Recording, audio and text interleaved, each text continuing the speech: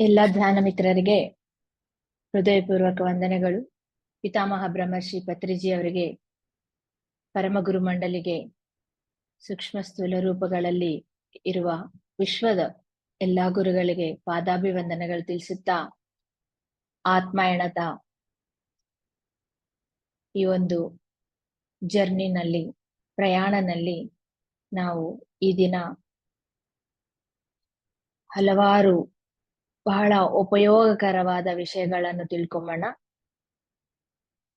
ಈ 13ನೇ ದಿನ ಅದ್ಭುತವಾದ ಜ್ಞಾನವನ್ನು ನಮ್ಗೆ ಕೊಡ್ತಾ ಇದ್ದಾರೆ.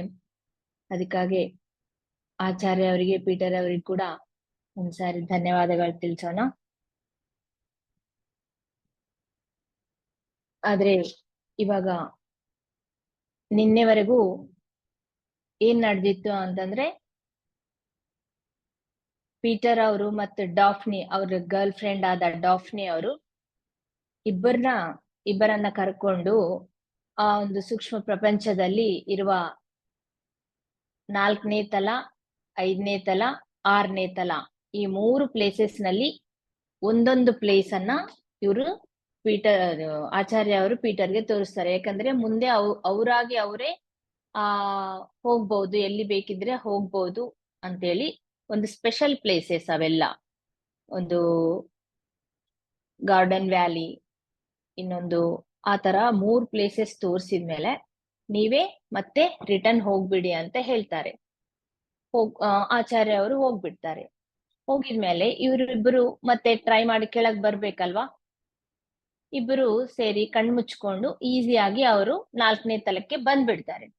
ಸೊ 4ನೇ ತಲದಲ್ಲಿ ಯಾವ್ದ ವ್ಯಾಲಿ ಏನಿದೆಯಲ್ಲ, ಕಂದಕ ಫ್ಲವರ್ ವ್ಯಾಲಿ, ಅದು ಫೇರಿಸ್ ವ್ಯಾಲಿ ಅಂತ ಹೇಳಿದ್ರಲ್ಲ ಅದರ ಹೆಸರು. ಆ ಫೇರಿಸ್ ವ್ಯಾಲಿ ಹತ್ರನೇ ಮತ್ತೆ ಬರ್ತಾರೆ. ಬಂದಿದ್ಮೇಲೆ ಅಲ್ಲಿ ಟೈಮ್ ಸ್ವಲ್ಪ ಸ್ಪೆಂಡ್ ಮಾಡೋಣ ಅಂತ ಇಷ್ಟ ಆಗುತ್ತೆ, ಅಲ್ಲಿ ನೋಡೋಣ ಇನ್ನು ಏನಿದೆ ಅಂತ. ಅಲ್ಲಿ ಬಂದು ಸೇರಿದ್ಮೇಲೆ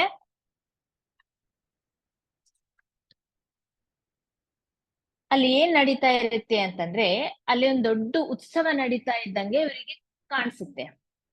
ಆಕ್ಚುಲಿ ಅದು ಯಾರ್ದು? ಎಲ್ಲ ಫೇರಿಸ್ದು, ಎಲ್ಲ ಅಲ್ಲಿರೋದೇ ಫೇರಿಸ್. ಯಾರು ಮಾನವರು ಜಾಸ್ತಿ ಅಲ್ಲಿ ಬರೋದಿಲ್ಲ. ಹಾಸ್ಟೆಲ್ ತಲದಲ್ಲಿ ಕೂಡ ಹಾಸ್ಟೆಲ್ ಮಾನವರು ಕೂಡ ಅಲ್ಲೇನ್ ಬರೋದಿಲ್ಲ, ಫೇರಿಸ್ ಇರ್ತಾರೆ. ಸಾವಿರಾರು ಫೇರಿಸ್ ಅಂದ್ರೆ ಅಲ್ಲಿ ಪ್ರಕೃತಾತ್ಮರು, ಫೇರಿಸ್ ಅಂದ್ರೆ ಪ್ರಕೃತಾತ್ಮರು. ಪ್ರಕೃತಾತ್ಮಗಳು, ಸಾವಿರಾರು ಪ್ರಕೃತಾತ್ಮಗಳು ಅಲ್ಲಿ ಸೇರ್ತಾ ಇರ್ತಾರೆ, ಆ ಜಗಕ್ಕೆ ಸೇರ್ತಾ ಇರ್ತಾರೆ. ಅದು ಹೆಂಗಿರುತ್ತೆ ಅಂತಂದ್ರೆ, ಏನೋ ಒಂದು ನಡೀತಾ ಇದೆ ಅಂತ ಗೊತ್ತಾಗುತ್ತೆ ಇವರಿಗೆ. ಅಲ್ಲಿ ಏನೋ ಎಲ್ಲ ಅರೇಂಜ್ಮೆಂಟ್ಸ್ ನಡೀತಾ ಇರುತ್ತೆ. ಅರೇಂಜ್ಮೆಂಟ್ಸ್ ಅಂದ್ರೆ ಅವರೆಲ್ಲ ಹೂವಿಂದನೇ, ಆ ಗಿಡದ ಪ್ಲಾಂಟ್ಸ್ ಇಂದನೇ ಮಾಡ್ತಾರೆ ಅರೇಂಜ್ಮೆಂಟ್ಸ್ ಕೂಡ. ಅವರೆಲ್ಲರೂ ಮಾಡ್ತಾ ಇರ್ತಾರೆ, ಹೋಗ್ತಾ ಇರ್ತಾರೆ. ಆದ್ರೆ ಇವ್ರೊಂದ್ ಸೈಡ್ಗೆ ನಿಂತಿರ್ತಾರೆ.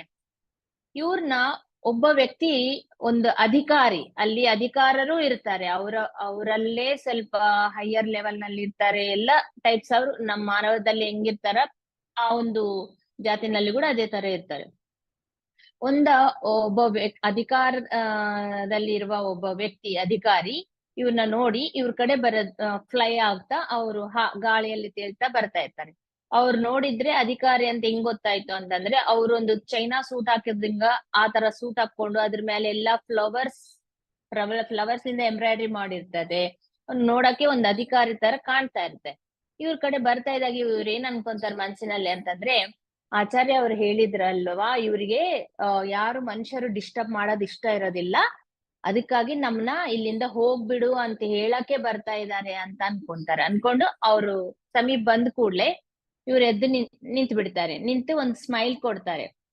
ಯಾಕಂದ್ರೆ ನಾವು ನಿಮ್ ಫೇವರ್ ನಲ್ಲಿ ಇದ್ದೀವಿ, ನಾವೇನ್ ಡಿಸ್ಟರ್ಬ್ ಮಾಡಲ್ಲ ಅಂತ ಒಂದು ಸಂಕೇತವಾಗಿ ಒಂದು ಸ್ಮೈಲ್ ಕೊಡ್ತಾರೆ. ನಕ್ಕಿದಾಗ ಇವ್ರು ಬಂದು ಕೇಳ್ತಾರೆ, ಯಾರ್ ನೀವು ಅಂತ ಕೇಳಿದಾಗ, ಅಂದ್ರೆ ಅವ್ರ ಮಾತಿಂದ ಕೇಳೋದಿಲ್ಲ. ಅದು ಕನ್ವರ್ಸೇಷನ್ ಹೆಂಗ್ ಸ್ಟಾರ್ಟ್ ಆಗುತ್ತೆ ಅಂತಂದ್ರೆ, ಒಂದು ಯೋಚನೆಯಿಂದ ಸ್ಟಾರ್ಟ್ ಆಗುತ್ತೆ ಕನ್ವರ್ಸೇಷನ್ ಅಂಬದು. ಅಂದ್ರೆ ಅವ್ರ ಕ್ವಶನ್ ಕೇಳ್ತಾರೆ, ಇವ್ರ ಆನ್ಸರ್ ಹೇಳ್ತಾರೆ, ಆ ತರ ನಡೀತಾ ಇರುತ್ತೆ. ಅದು ಯಾವ ತರ ಮನಸ್ಸಿಂದನೇ ನಡೀತಾ ಇರುತ್ತೆ. ಆಚಾರ್ಯ ಪೀಟರ್ ಅವ್ರಿಗೆ ಇದು ಫಸ್ಟ್ ಟೈಮ್ ಆ ತರ ಮನಸ್ಸಿನಿಂದ ಮಾತಾಡೋದು. ಅವ್ರ ಮನಸ್ಸಿಂದ ಒಂದು ಕ್ವಶನ್ ಹಾಕ್ತಾರೆ. ಆ ನೀವು ನಮ್ಗೇನಾದ್ರೂ ಸಹಾಯ ಮಾಡಕ್ಕಾಗುತ್ತಾ ಅಂತೇಳಿ ಕೇಳ್ತಾರೆ. ಸಡನ್ ಆಗಿ ಇವ್ರ ಮನಸ್ಸಿಂದನೇ ಆನ್ಸರ್ ಬಂದ್ಬಿಡುತ್ತೆ, ಪೀಟರ್ ಅವ್ರ ಮನಸ್ಸಿಂದ ಕೂಡ. ಏನು ಅಂತಂದ್ರೆ, ಅವ್ರು ಎಕ್ಸ್ಪ್ಲನೇಷನ್ ಕೊಡ್ತಾರೆ. ನಾನು ಭೂತಲದಲ್ಲಿ ಅಲ್ಲಿಂದ ನಾನು ಬಂದಿದ್ದೀನಿ. ನಾನು ನನ್ನ ಸೂಕ್ಷ್ಮ ಶರೀರದಿಂದ ಈ ಆಸ್ಟ್ರಲ್ ಲೋಕಕ್ಕೆ ಬಂದು ನಾನು ಹಿಂಗ ವಿಸಿಟ್ ಮಾಡಕ್ ಬಂದಿದ್ದೀನಿ ಅಂತ ಹೇಳ್ತಾರೆ. ಅದೇ ಡಾಫ್ನಿ ಏನೋ ಶಾಶ್ವತ ಆಗಿ ಸೂಕ್ಷ್ಮ ಲೋಕ ನಿವಾಸಿನೇ. ಅವರು 3ನೇ ತಲದಲ್ಲಿ ಇರ್ತಾರೆ. ಇಲ್ಲಿ ಸ್ವಲ್ಪ ನೋಡಕ್ ಬಂದಿದ್ವಿ ಅಂತ ಹೇಳ್ತಾರೆ. ಸೊ ಸರಿ ಅಂತೇಳಿ ಅವ್ರ ಅಧಿಕಾರಿ ಏನ್ ಹೇಳ್ತಾರೆ, ನಿಮ್ಮನ್ನ ನಮ್ ಚೀಫ್ ಕರ್ದುಕೊಂಡ್ ಬಾ ಅಂತ ಹೇಳ್ತಾ ಇದ್ದಾರೆ, ಬನ್ನಿ ಹೋಗೋಣ ಅಂತ ಹೇಳ್ತಾರೆ. ಇನ್ನ ಅವ್ರಕಿನ್ನ ಮೇಲೆ ಚೀಫ್ ಇರ್ತಾರೆ. ಸರಿ ಅಂತ ಅವ್ರ ಹಿಂದೆ ಹೋಗ್ತಾ ಇರ್ತಾರೆ. ಅವ್ರ ಹಿಂದೆ ಒಂದು ದೊಡ್ಡ ಹೋಲ್ ಇರುತ್ತೆ, ಒಂದು ರಂಧ್ರ.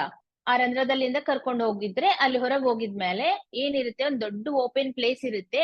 ಅಲ್ಲಿ ರೌಂಡ್ ಆಗಿ ಒಂದು ಓಪನ್ ಪ್ಲೇಸ್ ಇರುತ್ತೆ, ರೌಂಡ್ ಆಗಿ ದೊಡ್ಡದು. ಆ ಓಪನ್ ಪ್ಲೇಸ್ ಸುತ್ತ ಇವರೆಲ್ಲ ಸಾವಿರಾರು ಪ್ರಕೃತಾತ್ಮರು ಅಲ್ಲಿ ಸೇರಿರ್ತಾರೆ, ಅಲ್ಲಿ ಕೂತಿರ್ತಾರೆ. ಅದ್ರ ಸುತ್ತ ಕೂಡ ಒಂದು ಕಂಚೆ ತರ ಹಾಕ್ತಾರೆ, ಯಾರು ಒಳಗ್ ಹೋಗ್ಬಾರ್ದು ಅಂತೇಳಿ. ಅದು ಕೂಡ ಫ್ಲವರ್ಸ್, ಈ ಒಂದು ಕ್ರೀಪರ್ಸ್ ಅದರಿಂದಾನೇ ಹಾಕ್ತಾರೆ.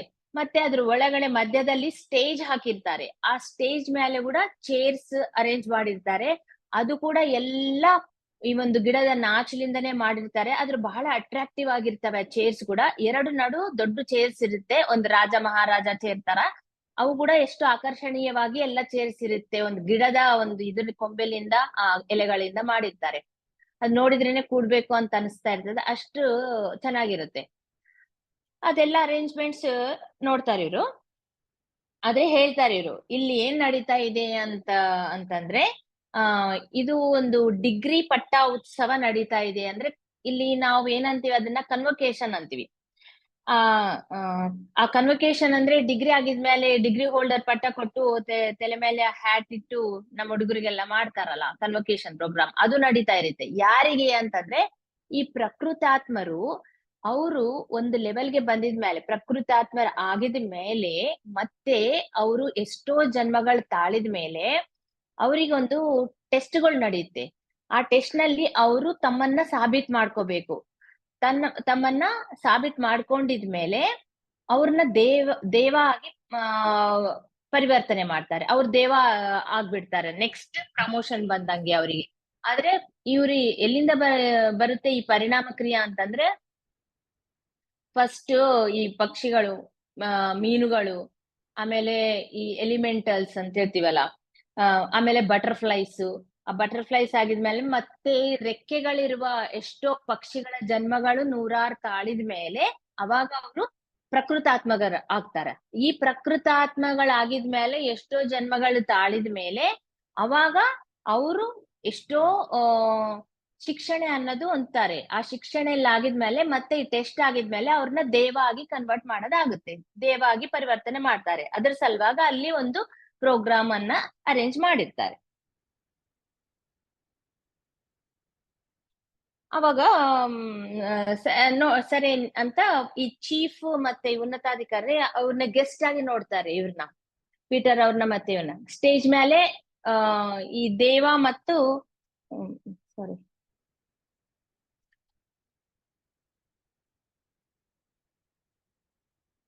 ಸ್ಟೇಜ್ ಮೇಲೆ ಕುಂದಿರ್ತಾರೆ ಇವ್ರನ್ನ ಚೀಫು ಅಂಡ್ ಉನ್ನತಾಧಿಕಾರಿ ಅಲ್ಲಿ ಮೇಲೆ ಸ್ಟೇಜ್ ಮೇಲೆ ಕುಂತಿರ್ತಾರೆ. ಅವ್ರ ಪಕ್ಕಕ್ಕೆ ಇವರಿಬ್ಬರನ್ನ ಅವ್ರನ್ನ ಆಸೀನರಾಗಿ ಕೂಡ್ಬೇಕಂತ ಹೇಳ್ತಾರೆ, ಕುಂದಿರ್ತಾರೆ. ಆಮೇಲೆ ಟೆಸ್ಟ್ ನಡೆಯೋದು ಸ್ಟಾರ್ಟ್ ಆಗುತ್ತೆ. ಏನು ಆ ಟೆಸ್ಟ್ ಅಂತಂದ್ರೆ, ಆ ಟೆಸ್ಟ್ 3 ರಂಗದಲ್ಲಿ ಯಾವ್ದಾದ್ರು ಎದ್ರಲ್ಲಾದ್ರೂ ಅವ್ರ ಪ್ರಾವೀಣ್ಯತೆಯನ್ನು ತೋರಿಸಬಹುದು. ಏನು ರಂಗಗಳು 3 ಅಂತಂದ್ರೆ, ಅವು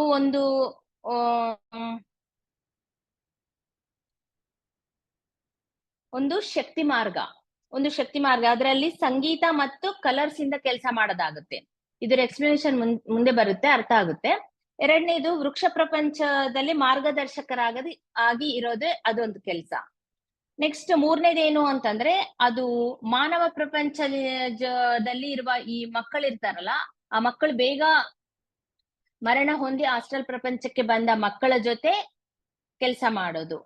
ಅದು ಕೆಲಸ ಅಂತಂದ್ರೆ ಏನು ಅಂದ್ರೆ ಅವ್ರ ಜೊತೆ ಆಟ ಆಡ್ತಾ ಅವರಿಗೆ ಸಮಾಧಾನ ಮಾಡ್ತಾ ಈ ಒಂದು ಹಾಸ್ಟೆಲ್ ಪ್ರಪಂಚದಲ್ಲಿರುವ ಹಾಸ್ಟೆಲ್ ಮೆಟೀರಿಯಲ್, ಹಾಸ್ಟೆಲ್ ಪದಾರ್ಥ ಏನಿರುತ್ತೆ, ಸೂಕ್ಷ್ಮ ಪದಾರ್ಥ, ಅದರಿಂದ ಯಾವ ತರ ನೀವು ಬೇಕಿದ್ದವನ್ನೆಲ್ಲ ಸೃಷ್ಟಿ ಮಾಡ್ಕೋಬಹುದು, ಆಲೋಚನಾ ರೂಪಗಳನ್ನು ಯಾವ ತರ ಸೃಷ್ಟಿ ಮಾಡ್ಕೋಬಹುದು ಅನ್ನೋದು ಎಲ್ಲ ಟ್ರೈನಿಂಗ್ ಕೊಡ್ತಾ ಅವ್ರಿಗೆ ಯಾವ್ದು ಕಮ್ಮಿ ಇರ್ಲಾರ್ದಂಗೆ ನೋಡ್ಕೊಂಬದು ಅವ್ರ ಕೆಲ್ಸ. ಈ ತರ 3 ವಿಧದಲ್ಲಿ ಈ ಪ್ರಕೃತಾತ್ಮಗಳು ಯಾವ್ದೋ ಒಂದು ದಾರಿಯನ್ನು ಸೆಲೆಕ್ಟ್ ಮಾಡ್ಕೋಬಹುದು, ಅವ್ರ ಇಷ್ಟ. ಅದು ಇದೆಲ್ಲ ಸರ್ವಿಸ್ ಬೇಸೇ ಮತ್ತೆ.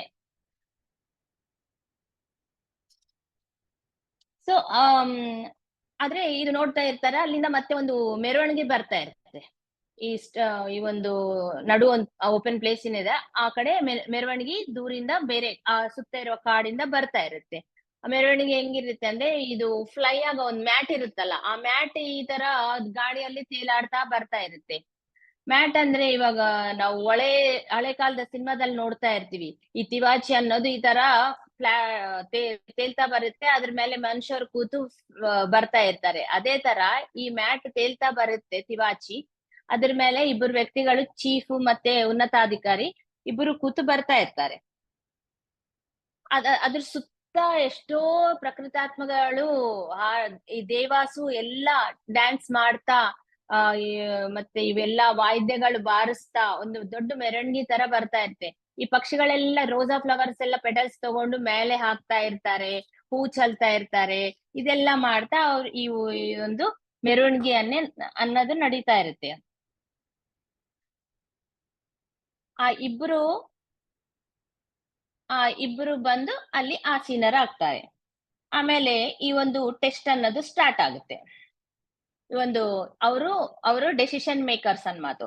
ಇವರೆಲ್ಲ ಟೆಸ್ಟ್ ಇನ್ನ ಸ್ಟಾರ್ಟ್ ಆಗುತ್ತೆ. ಆ ಒಂದು ಗ್ರೌಂಡ್ ಏನಿರುತ್ತಲ್ಲ, ಅದ್ರಲ್ಲಿ ಒಂದೊಂದು ಗ್ರೂಪ್ ಬಂದು ಆ ಒಂದು ಪರೀಕ್ಷೆನಲ್ಲಿ ಪಾಸ್ ಆಗ್ಬೇಕು.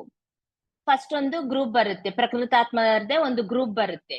ಅವ್ರು ಏನ್ ಮಾಡ್ಬೇಕು ಅಂತಂದ್ರೆ, ಅವರು ಫಸ್ಟ್ ರೂಟ್ ಅನ್ನ ಸೆಲೆಕ್ಟ್ ಮಾಡ್ಕೊಂತಾರೆ. ಅಂದ್ರೆ ಆ ಒಂದು ಶಬ್ದ ಮತ್ತು ನಾದದಿಂದ ಒಂದು ಆಲೋಚನಾ ರೂಪವನ್ನು ಅವರು ಸೃಷ್ಟಿ ಮಾಡ್ಬೇಕು. ಅಂದ್ರೆ ನಾವು ಕಣ್ಣು ಮುಚ್ಕೊಂಡು ಆ ಒಂದು ಸಂಗೀತ ನಾದವನ್ನು ಕೇಳಿದಾಗ ಅದು ಎದಕ್ಕೆ ಸಂಬಂಧಪಟ್ಟಿದ್ದು ಅಂತ ಗೊತ್ತಾಗ್ಬೇಕು. ಅಷ್ಟು ಪರ್ಫೆಕ್ಟ್ ಆಗಿ ಅವರು ಬಾರಿಸ್ಬೇಕು, ಸಂಗೀತವನ್ನು ನುಡಿಸ್ಬೇಕು ಶಬ್ದ ಮತ್ತು ನಾದದಿಂದ. ಡಿಫ್ರೆಂಟ್ ಟೈಪ್ ಆಫ್ ಅವರ ಹತ್ತಲ್ಲಿ ಇನ್ಸ್ಟ್ರೂಮೆಂಟ್ಸ್ ಇರ್ತಾವೆ. ಅವ್ರ ಒಳಗ್ ಬಂದ ಕೂಡಲೇ ಅವರು ಸೃಷ್ಟಿ ಮಾಡ್ಕೊಂತಾರೆ. ಒಂದು ಗಿಟಾರ್ ಬೇಕು, ಸೃಷ್ಟಿ ಮಾಡ್ಕೊಂಡ್ ಬಿಡ್ತಾರೆ. ಕಣ್ ಮುಚ್ಕೊಂಡು ಆಲೋಚನಾ ರೂಪ ತಂದ್ಕೊಂಡ್ರೆ ಆ ಗಿಟಾರ್ ಅವ್ರ ಹತ್ರ ಬಂದ್ಬಿಡುತ್ತೆ. ಆ ತರ ಅವ್ರಿಗೆ ಯಾವ್ದು ವಾಯಿದ್ಯ ಬೇಕೋ ಅದು ಸೃಷ್ಟಿ ಮಾಡ್ಕೊಂತ ಇವ್ರೇನ್ ಹೇಳ್ತಾರೆ ಅದನ್ನ ಬಾರಿಸಿ ತೋರಿಸ್ತಿರ್ತಾರೆ. ಇವ್ರೇನ್ ಹೇಳ್ತಾರೆ ಫಸ್ಟ್ ಎಲ್ಲ ಆಲೋಚನೆಯಿಂದೇನೆ ನಡೀತಾ ಇರುತ್ತೆ. ಕ್ವಶನ್ ಅಂಡ್ ಆನ್ಸರ್ ಎಲ್ಲ ಮಾತೇ ಇರೋದಿಲ್ಲ. ಅವಾಗ ಸುತ್ತ ಇರೋ ಪ್ರಕೃತಾತ್ಮರು ಯಾರು ಆಡಿಯನ್ಸ್ ತರ ಕುಂತಿರ್ತಾರಲ್ವಾ, ಸಾವಿರಾರು ಜನ ಕುಂತಿರ್ತಾರೆ. ಮತ್ತೆ ಅವಾಗ ಏನು ಒಂದು ಸೌಂಡೇ ಮಾಡೋದಿಲ್ಲ, ಅಷ್ಟು ಸೈಲೆನ್ಸ್ ಇರುತ್ತೆ. ಇವರು ಫಸ್ಟ್ ಕೇಳ್ತಾರೆ, ಒಂದು ತೂಫಾನ್ ಬಂದಾಗ ಯಾವ ತರ ಸೌಂಡ್ ಬರುತ್ತೆ ಅದನ್ನ ಬಾರಿಸಿ ತೋರಿಸ್ಬೇಕು. ಅದನ್ನೇ ಮಾಡಿ ತೋರಿಸ್ತಾರೆ. ಆಮೇಲೆ ಗುಡುಗು, ಮಿಂಚು ಅವೆಲ್ಲ ಮಾಡಿ ತೋರಿಸ್ತಾರೆ. ಆಮೇಲೆ ಇನ್ನ ಪಂಚಭೂತಗಳು ಹೆಂಗಿರುತ್ತೆ ಅದು ಕೂಡ ಅವರು ಸೌಂಡ್ ಇಂದನೇ, ಆ ಒಂದು ಸಂಗೀತದಿಂದನೇ ಓನ್ಲಿ ಇನ್ಸ್ಟ್ರೂಮೆಂಟ್ಸ್ ಥ್ರೂ ಆ ಒಂದು ಎಫೆಕ್ಟ್ ಬರುವಂಗ ಮಾಡ್ತಾರೆ. ಅದು ಗೊತ್ತಾಗ್ತಾ ಇರುತ್ತೆ, ಅದು ಏನ್ ಸೌಂಡ್ ಅಂತ ಆಡಿಯನ್ಸ್ಗೂ ಗೊತ್ತಾಗ್ಬೇಕು. ಈ ಒಂದು ಯಾರು ಟೆಸ್ಟ್ ತಗೊಂತಾರ ಅವರಿಗೂ ಕ್ಲಾರಿಫಿಕೇಶನ್ ಬರ್ಬೇಕು, ಈಸಿಯಾಗಿ ಅದು ಗೊತ್ತಾಗ್ಬೇಕು ಏನು ಅಂತ. ಕೇವಲ ಅವ್ರ ಮನಸ್ಸಿಂದ ಅವ್ರ ಥಾಟ್ ಕಳಿಸ್ತಾರೆ, ಇವಾಗ ಇದು ಬಾರಿಸಿ ತೋರಿಸ್ರಿ ಅಂದ್ರೆ ಇವ್ರು ಬಾರಿಸ್ತಾರೆ. ಬಾರಿಸಿದಾಗ ಅದು ಏನ್ ಸೌಂಡ್ ಅಂತ ಉಳ್ಕಿದ ಆಡಿಯನ್ಸ್ಗೆಲ್ಲ ಗೊತ್ತಾಗ್ಬೇಕು. ಆಮೇಲೆ ಇದೇ ತರ ಡಿಫ್ರೆಂಟ್ ಕೇಳ್ತಾ ಇರ್ತಾರೆ. ಸಮುದ್ರದಲ್ಲಿ ತುಫಾನ್ ಬಂದ್ರೆ ಯಾವ ತರ ಸೌಂಡ್ ಬರುತ್ತೆ. ಆಮೇಲೆ ಈ ಒಂದು ದೊಡ್ಡ ಶಿಪ್ ನೀರಿನ ಮೇಲೆ ಹೋಗ್ತಾ ಇದ್ದಾಗ ಅದು ತೆರೆ ಚಾಪೆ ಅಂತ ಕಟ್ತಾರಲ್ಲ, ಅದು ಗಾಳಿಗೆ ಈ ತರ ಆಗ್ತಾ ಇರುತ್ತೆ. ಅದಕ್ಕೆ ಕಟ್ಟಿದ್ದೆಲ್ಲ ಹಗ್ಗಗಳೆಲ್ಲ ಕೀಚ್ ಕೀಚ್ ಅಂತ ಸೌಂಡ್ ಬರ್ತಾ ಇರುತ್ತೆ. ಅದೆಲ್ಲ ಮಾಡಿ ತೋರ್ಸಂತಾರೆ. ಅವಾಗ ಅವ್ರು ಬಾರಿಸ್ತಾ ಇದ್ದಾಗ, ಸಂಗೀತ ನುಡಿಸ್ತಾ ಇದ್ದಾಗ ಕಣ್ಣು ಮುಚ್ಕೊಂಡಿದ್ರೆ ಅದು ಗೊತ್ತಾಗ್ಬೇಕು ಅದು ಏನು ಬಾರಿಸ್ತಾ ಇದ್ದಾರ ಅವರು ಅಂತೇಳಿ. ಅದನ್ನು ಬಾರಿಸಿ ತೋರಿಸ್ತಾರೆ ಅವರು. ಆ ಹಗ್ಗದ ಸೌಂಡ್ ಕೂಡ ಬಾರಿಸಿ ತೋರಿಸ್ತಾರೆ, ಯಾವ ತರ ಗಾಳಿಗೆ ಅಲ್ಲಾಡಿದ್ರೆ ಸೌಂಡ್ ಬರುತ್ತೆ ಅಂತ. ಈ ತರ ಎಲ್ಲ ಟೆಸ್ಟಿಂಗ್ ಗಳು ನಡೆಯುತ್ತೆ. ಎಲ್ಲ ಮುಗ್ದಿದ್ಮೇಲೆ ಅವ್ರು ಕೇಳಿದ್ದೆಲ್ಲ ಪರ್ಫೆಕ್ಟ್ ಆಗಿ ಇವರು ನುಡ್ಸಿ ತೋರಿಸ್ತಾರೆ. ತೋರಿಸಿದ್ಮೇಲೆ ಎಲ್ಲರೂ ಖುಷಿ ಪಡ್ತಾರೆ. ಖುಷಿ ಪಟ್ಟಿದ್ಮೇಲೆ ಅವರು ವಿಸಿಲ್ಸ್ ಹಾಕೋದಿಲ್ಲ, ಮಾನವರ ತರ ಕ್ಲಾಪ್ಸ್ ಬಾರ್ಸೋದಿಲ್ಲ, ವಿಸಿಲ್ಸ್ ಹಾಕೋದಿಲ್ಲ. ಅವ್ರ ಏನ್ ಮಾಡ್ತಾರೆ, ಎಲ್ಲರೂ ಪ್ರಕೃತಾತ್ಮರು ಎದ್ದು ನಿಂದಿರ್ತಾರೆ. ಆಡಿಯನ್ಸ್ ಎಲ್ಲ ಸುತ್ತ ಇರೋರು ಎದ್ದು ನಿಂತು ಮೇಲಿಗೆ ಈ ತರ ಕೈ ಮಾಡಿ ಅವರು ಒಂಥರ ಪ್ರೇ ಮಾಡ್ತಾರ ಮಾತು. ಅಂದ್ರೆ ಎಲ್ಲರೂ ಸ್ಯಾಟಿಸ್ಫೈ ಆಗ್ಯಾರ, ಇವ್ರ ಪರೀಕ್ಷೆನಲ್ಲಿ ಗೆದ್ದು ಬಿಟ್ಟಾರ ಅಂತ ಅರ್ಥ. ಆಮೇಲೆ ನೆಕ್ಸ್ಟ್ ಇನ್ನೊಂದು ಗ್ರೂಪ್ ಬರುತ್ತೆ. ಅದ್ರಲ್ಲಿ ಒಂದು 5 ಜನ ಬರ್ತಾರೆ, ಓನ್ಲಿ 5 ಮೆಂಬರ್ಸ್. ಅವ್ರು ನೀವೇನ್ ಮಾಡ್ತೀರಿ ಅಂತಂದ್ರೆ, ಅವರು ಯಾವ ರಂಗವನ್ನು ಸೆಲೆಕ್ಟ್ ಮಾಡ್ಕೊಂಡಿರ್ತಾರೆ ಅಂತಂದ್ರೆ, ಈ ಒಂದು ವೃಕ್ಷ ಜಾತಿಗೆ ಸಂಬಂಧಪಟ್ಟ ಕೆಲಸಗಳು. ಅಂದ್ರೆ ಅದರಲ್ಲಿ ಕೂಡ ಪ್ರಗತಿಯನ್ನು ಅವ್ರು ತೋರಿಸ್ಬೇಕು. ಅಂದ್ರೆ ನೀವೇನ್ ಮಾಡ್ತೀರಿ ಅಂತಂದ್ರೆ, ನಾವು ಡಿಫ್ರೆಂಟ್ ಟೈಪ್ಸ್ ಆಫ್ ಫ್ರೂಟ್ಸ್, ಫಲಗಳು, ಮತ್ತೆ ಈ ಒಂದು ಫ್ಲವರ್ಸ್, ಅವೆಲ್ಲದ್ರಲ್ಲಿ ಫ್ಲವರ್ಸ್ ಆಗ್ಲಿ, ಹೂವಾಗ್ಲಿ, ಹಣ್ಣಾಗ್ಲಿ, ಮತ್ತೆ ಸ್ವಲ್ಪ ಟೈಪ್ಸ್ ಆಫ್ ಪ್ಲಾಂಟ್ಸ್ ಆಗ್ಲಿ, ಅದ್ರಲ್ಲಿ ಅಂಟು ಹಾಕೋ ವಿಧಾನ ಇಷ್ಟಿನ ಮುಂಚೆ ಬಂದಿತ್ತು ನಮ್ಗೆ. ಅಂಟು ಕಟ್ಟದ್ಲಿಂದ ಹೊಸ ಹೊಸ ಸ್ಪೀಶೀಸ್, ಜಾತಿಯನ್ನು ಸೃಷ್ಟಿ ಮಾಡ್ತಾ ಇರ್ತಾರಲ್ಲ. ಇವಾಗ ಫ್ರೂಟ್ಸ್ ನಲ್ಲಿ ನೋಡಿದ್ರೆ ನಮ್ಗೆ ಫಸ್ಟ್ ಸೀಡ್ಸ್ ಇರ್ತಿದ್ವು, ಆಮೇಲೆ ಸೀಡ್ಲೆಸ್ ಬಂದ್ವು ಎಲ್ಲ. ಇವೆಲ್ಲ ಏನು ಅಂದ್ರೆ, ಅವೆಲ್ಲ ಎಕ್ಸ್ಪೆರಿಮೆಂಟ್ ಮಾಡ್ತಾ ಮಾಡ್ತಾ ಹೊಸ ಜಾತಿಯನ್ನು ಕಂಡಿಡಿದು ನಮ್ಗೆ ಈ ಒಂದು ಮಾನವ ಜಾತಿ ಕೊಡ್ತಾ ಇರ್ತಾರಲ್ವಾ. ಅದೇ ತರ ಅವರು ಆ ಫೀಲ್ಡ್ ನಲ್ಲಿ ವರ್ಕ್ ಮಾಡಕ್ಕ ಅವ್ರ ಪ್ರಾವೀಣ್ಯರಾಗ್ತಾರನ್ ಮಾತು. ಸೊ ಅವರೆಲ್ಲ ಅದು ಕೂಡ ಮಾಡಿ ತೋರಿಸ್ತಾರೆ ಆಲೋಚನಾ ರೂಪದಿಂದ. ಅಲ್ಲಿ ಹಾಸ್ಟೆಲ್ ಆಗಿ ಸೃಷ್ಟಿ ಮಾಡಿ ತೋರಿಸ್ತಾ ಇರ್ತಾರೆ, ನೀವೇನೇನ್ ಕಲ್ತಿದ್ರಿ ತೋರ್ಸ್ರಿ ಅಂತಂದ್ರೆ. ಆಮೇಲೆ ಕ್ರಾಪ್ ರೊಟೇಷನ್ ಅಂದ್ರೆ ಏನು, ಮತ್ತೆ ಒಂದು ಪಾಟ್ ನಲ್ಲೇ ಯಾವ ಎರಡೆರಡು ಸೇರಿ ಗಿಡಗಳು ಹಾಕಿದ್ರೆ ಯಾವುದು ಸರ್ವೈವ್ ಆಗುತ್ತೆ, ಯಾವುದು ಸತ್ತೋಗುತ್ತೆ, ಯಾವ ಎರಡು ಕಲ್ತು ಹಾಕ್ಬಹುದು ಈ ಒಂದು ಫೀಲ್ಡ್ ನಲ್ಲಿ ಕೂಡ, ಯಾವ ಹಾಕ್ಬಾರ್ದು, ಇದೆಲ್ಲ ಅವ್ರು ಹೇಳ್ತಾರೆ. ಇದೆಲ್ಲ ನಾವು ಕಂಡಿಡ್ದೀವಿ ಅಂತ ಹೇಳ್ತಾರೆ, ಹೊಸ ಹೊಸ ವಿಷಯ. ಅವರು ಪ್ರಾವೀಣ್ಯರಾಗ್ಬಿಡ್ತಾರೆ. ಆಮೇಲೆ ಮತ್ತೆ ಇನ್ನೊಂದು ಗ್ರೂಪ್ ಬರುತ್ತೆ, ಸಣ್ಣ ಸಣ್ಣ ಪ್ರಕೃತಾತ್ಮಗಳು. ಮತ್ತೊಂದು ಗ್ರೂಪ್ ಇವ್ರು ಹೋಗ್ಬಿಡ್ತಾರೆ, ಇನ್ನೊಂದು ಗ್ರೂಪ್ ಬರುತ್ತೆ. ಗ್ರೂಪ್ ಬಂದ್ಮೇಲೆ ನೀವೇನ್ ಮಾಡ್ತೀರಿ ಅಂದ್ರೆ, ನಾವು ಮಾನವರ ಜೊತೆ ನಾವು ವರ್ಕ್ ಮಾಡಕ್ಕ ನಾವು ಟ್ರೈನ್ ಆಗಿದೀವಿ ಅಂತ ಹೇಳಿದ್ರೆ ಸರಿ ಅಂತೇಳಿ ಅವ್ರ ಚೀಫ್ ಏನಿರ್ತಾರಲ್ಲ, ಆಲೋಚನಾ ರೂಪದಿಂದ ಇಬ್ಬರು ಮಕ್ಕಳನ್ನ ಅಲ್ಲಿ ತಯಾರು ಮಾಡಿ ಆ ಗ್ರೌಂಡ್ ನಲ್ಲಿ ಬಿಟ್ಬಿಡ್ತಾರೆ. ಏನ್ ಮಾಡ್ಬೇಕು ಅಂತಂದ್ರೆ, ನೀವು ಅವ್ರೇನ್ ಹೇಳ್ತಾರೆ, ಸಿಂಡ್ರೆಲ್ಲಾ ಅಂತೇಳಿ ಒಂದು ಕಥೆ ಇರುತ್ತಲ್ಲ, ನಾಟಕ. ಆ ನಾಟಕವನ್ನು ನೀವು ಮಾಡಿ ತೋರಿಸ್ಬೇಕು. ಸಿಂಡ್ರೆಲ್ಲಾ ಕಥೆನಲ್ಲಿ ಯಾವ ಯಾವ ಪಾತ್ರೆ ಬರುತ್ತೆ, ಆ ಪಾತ್ರೆಯನ್ನು ನೀವು ಮಾಡಿ ತೋರಿಸ್ಬೇಕು. ಅವ್ರ ಮಕ್ಕಳ ಜೊತೆ ನೀವು ಕಂಪ್ಲೀಟ್ ಮಿಂಗಲ್ ಆಗ್ಬಿಟ್ಟು ಆ ಒಂದು ಪಾತ್ರೆಯನ್ನು ಮಾಡಿ ತೋರಿಸ್ಬೇಕು. ಅದರಲ್ಲಿ ಫುಲ್ಲು ಬಾಧೆ ಇರುವ ಪಾತ್ರೆಗಳಿರ್ತಾವ, ಎಲ್ಲವೂ ಡಿಫ್ರೆಂಟ್ ರೋಲ್ಸ್ ಇರ್ತಾವ. ಅವೆಲ್ಲ ನೀವು ಮಾಡಿ ತೋರಿಸ್ಬೇಕು. ಅವ್ರ ಜೊತೆ ಎಷ್ಟು ಚೆನ್ನಾಗಿ ಮಿಂಗಲ್ ಆಗ್ತೀರಿ, ಅವ್ರ ಎಷ್ಟು ಇನ್ವಾಲ್ವ್ ಆಗ್ತೀರಿ, ಅವ್ರು ರಿಯಲ್ ಆಗಿ ಫೀಲ್ ಆಗ್ಬೇಕು. ಆ ಒಂದು ಮಕ್ಕಳನ್ನು ಸೃಷ್ಟಿ ಮಾಡಿದಾರಲ್ಲ, ಆ ಮಕ್ಕಳು ಅದನ್ನ ರಿಯಲ್ ಆಗಿ ಫೀಲ್ ಆಗ್ಬೇಕು. ಆ ತರ ಪರ್ಫೆಕ್ಟ್ ಆಗಿ ಇವರು ನಾಟಕ ಅನ್ನೋದ್ ಮಾಡ್ಬೇಕು. ಅದೆಲ್ಲ ಮಾಡ್ತಾರ. ಮಾಡಿದ್ದಾಗ ಅವಾಗ ಗೊತ್ತಾಗುತ್ತೆ, ಅಂದ್ರೆ ಆ ಎಮೋಷನ್ಗೆ ಎಷ್ಟು ಆ ಮಕ್ಕಳು ಟಚ್ ಆಗ್ತಾರ, ಅದ್ರ ಮೇಲೆ ಇವರು ಪ್ರಾವೀಣ್ಯ ಹೊಂದಿದಾರ ಇಲ್ಲ ಅಂತ ಗೊತ್ತಾಗುತ್ತನ್ಮಾತ. ಅವರು ಮಾಡಿದ್ಮೇಲೆ ಎಲ್ಲರೂ ಸ್ಯಾಟಿಸ್ಫೈ ಆಗ್ತಾರ. ಆಗಿದ್ಮೇಲೆ ಇನ್ನ ಎಲ್ಲರೂ ಪ್ರಕೃತಾತ್ಮರು ಓಕೆ, ಎಲ್ಲರಿಗೆ ಪರ್ಫೆಕ್ಷನ್ ಇದೆ, ಇನ್ನ ಇವ್ರನ್ನ ಪ್ರಮೋಟ್ ಮಾಡ್ಬಹುದು, ಇನ್ನ ಬೇರೆ ದೇವಸ್ಥಾಯಿಗೆ ಪ್ರಮೋಟ್ ಮಾಡ್ಬಹುದು ಅಂತ ಅನುಮತಿ ಬರುತ್ತೆ ಚೀಫ್ ಇಂದ. ಅನುಮತಿ ಬಂದ ಮೇಲೆ ಈತ ಉನ್ನತಾಧಿಕಾರಿ ಏನ್ ಮಾಡ್ತಾರೆ, ಆ ಗ್ರೌಂಡ್ ನಲ್ಲಿ ಬಂದ್ಬಿಡ್ತಾರೆ. ಅವ್ರು ಬಂದು ಒಂದು ದೊಡ್ಡ ಬೆಳ್ಳಿದು ಖಡ್ಗ ತರ ಇರುತ್ತೆ ಅವ್ರ ಹತ್ರ. ಆ ಖಡ್ಗನ್ ತಗೊಂಡು ಮೇಲಿಗೆ ಎತ್ತಿ ದೇವರಿಗೆ ಪ್ರೇ ಮಾಡ್ತಾರನ್ ಮಾತು. ದೇವರಿಗೆ ಪ್ರೇ ಮಾಡಿದ್ಮೇಲೆ ಮತ್ತೆ ಎಲ್ಲರನ್ನ ಕರೀತಾರೆ ಗ್ರೌಂಡ್ ನಲ್ಲಿ, ಯಾರ್ಯಾರು ಪಾರ್ಟಿಸಿಪೇಟ್ ಮಾಡ್ಯಾರ ಎಲ್ಲಾ ಗ್ರೂಪ್ಸ್ ಬಂದ್ಬಿಡುತ್ತೆ. ಎಲ್ಲ ಲೈನ್ ಆಗಿ ನಿಂತಿದ್ಮೇಲೆ ಒಬ್ಬೊಬ್ಬರಿಗೆ ಪ್ರೇ ಮಾಡಿ ಒಬ್ಬೊಬ್ಬರಿಗೆ ತಲೆ ಮೇಲೆ ಆ ಒಂದು ಖಡ್ಗವನ್ನು ಇಡ್ತಾ ಇರ್ತಾರೆ. ಇವ್ರೇನಿದಾರ ಹೆಡ್ ಇಡ್ತಾ ಇರ್ತಾರೆ. ಇಟ್ಟು ಸ್ವಲ್ಪ ಶಬ್ದಗಳನ್ನು ಅವಾಗ ನುಡಿತಾರೆ. ಅಂದ್ರೆ ಇಷ್ಟುವರೆಗೆ ಆಲೋಚನಾ ರೂಪದಲ್ಲೇ ಮಾತನಾಡ್ದಿದೆ, ಬಟ್ ಇವಾಗ ಶಬ್ದ ರೂಪದಲ್ಲಿ ಅವರು ಸ್ವಲ್ಪ ಮಂತ್ರಗಳು ಓದ್ತಾರೆ. ಓದಿದ್ಮೇಲೆ ಒಬ್ಬೊಬ್ರ ತಲೆ ಮೇಲೆ ಇಟ್ಟಿದ್ದಾಗ ಅವ್ರ ಏನಾಗ್ತಾರೆ, ಸ್ವಲ್ಪ ಹೊತ್ತಿಗೆ ಒಂದು ಮುದುಕನ್ ಒಂದು ಏಜ್ ಆಗಿದ್ದ ಪ್ರಕೃತಾತ್ಮ ಫಸ್ಟ್ ಒಂದು ಮುದುಕನ್ ತರ ಕಾಣ್ತಾ ಇದೆ ಅನ್ಕೋರಿ. ಆ ಒಂದು ಖಡ್ಗ ತಲೆ ಮೇಲೆ ಇಟ್ಟಿದ್ದಾಗ ಏನಾಗುತ್ತೆ ಅಂದ್ರೆ ಸುಂದರವಾದ ಯುವತಿ ತರ ಆಗ್ಬಿಡ್ತಾರೆ ಅವ್ರು. ಆ ತರ ಎಲ್ಲರ ತಲೆ ಮೇಲೆ ಲೈನ್ ಆಗಿ ಇರ್ತಾರೆ. ಸ್ವಲ್ಪ ಜನ ಪುರುಷರಾಗ್ತಾರೆ, ಸ್ವಲ್ಪ ಜನ ಸ್ತ್ರೀಯರ ತರ ಆ ಒಂದು ನೋಡಕ್ಕೆ ಆ ತರ ಅವರೆಲ್ಲ ದೇವ ಆಗಿ ಪರಿವರ್ತನೆ ಆಗ್ಬಿಡ್ತಾರೆ. ಇವರೆಲ್ಲ ಏನು ಅಂದ್ರೆ ಮಾನವ ಪ್ರಪಂಚದಲ್ಲಿ ಮಾನವ ಪರಿಣಾಮ ಕ್ರಿಯೆಯಲ್ಲಿ ಬರದೇ ಇಲ್ಲ, ಮಾನವ ರೂಪನೇ ತಾಳದಿಲ್ಲ. ಓನ್ಲಿ ಈ ಪ್ರಕೃತಾತ್ಮದಿಂದ ಡೈರೆಕ್ಟ್ ದೇವ ಪ್ರಪಂಚಕ್ಕೆ ಹೋಗ್ಬಿಡ್ತಾರೆ ಅವರು ಪರಿಣಾಮ ಕ್ರಿಯೆಯಲ್ಲಿ. ಎಷ್ಟು ಅದ್ಭುತ ಅಲ್ವಾ? ಒಂದು ಪಕ್ಷಿ ಜಾತಿಲಿಂದ ಸೀದಾ ದೇವ ಜಾತಿಗೆ ಹೋಗ್ಬಿಡ್ತಾರೆ ಪರಿಣಾಮ ಆಗಿ ಆಗಿ ಆಗಿ ಆಗಿ.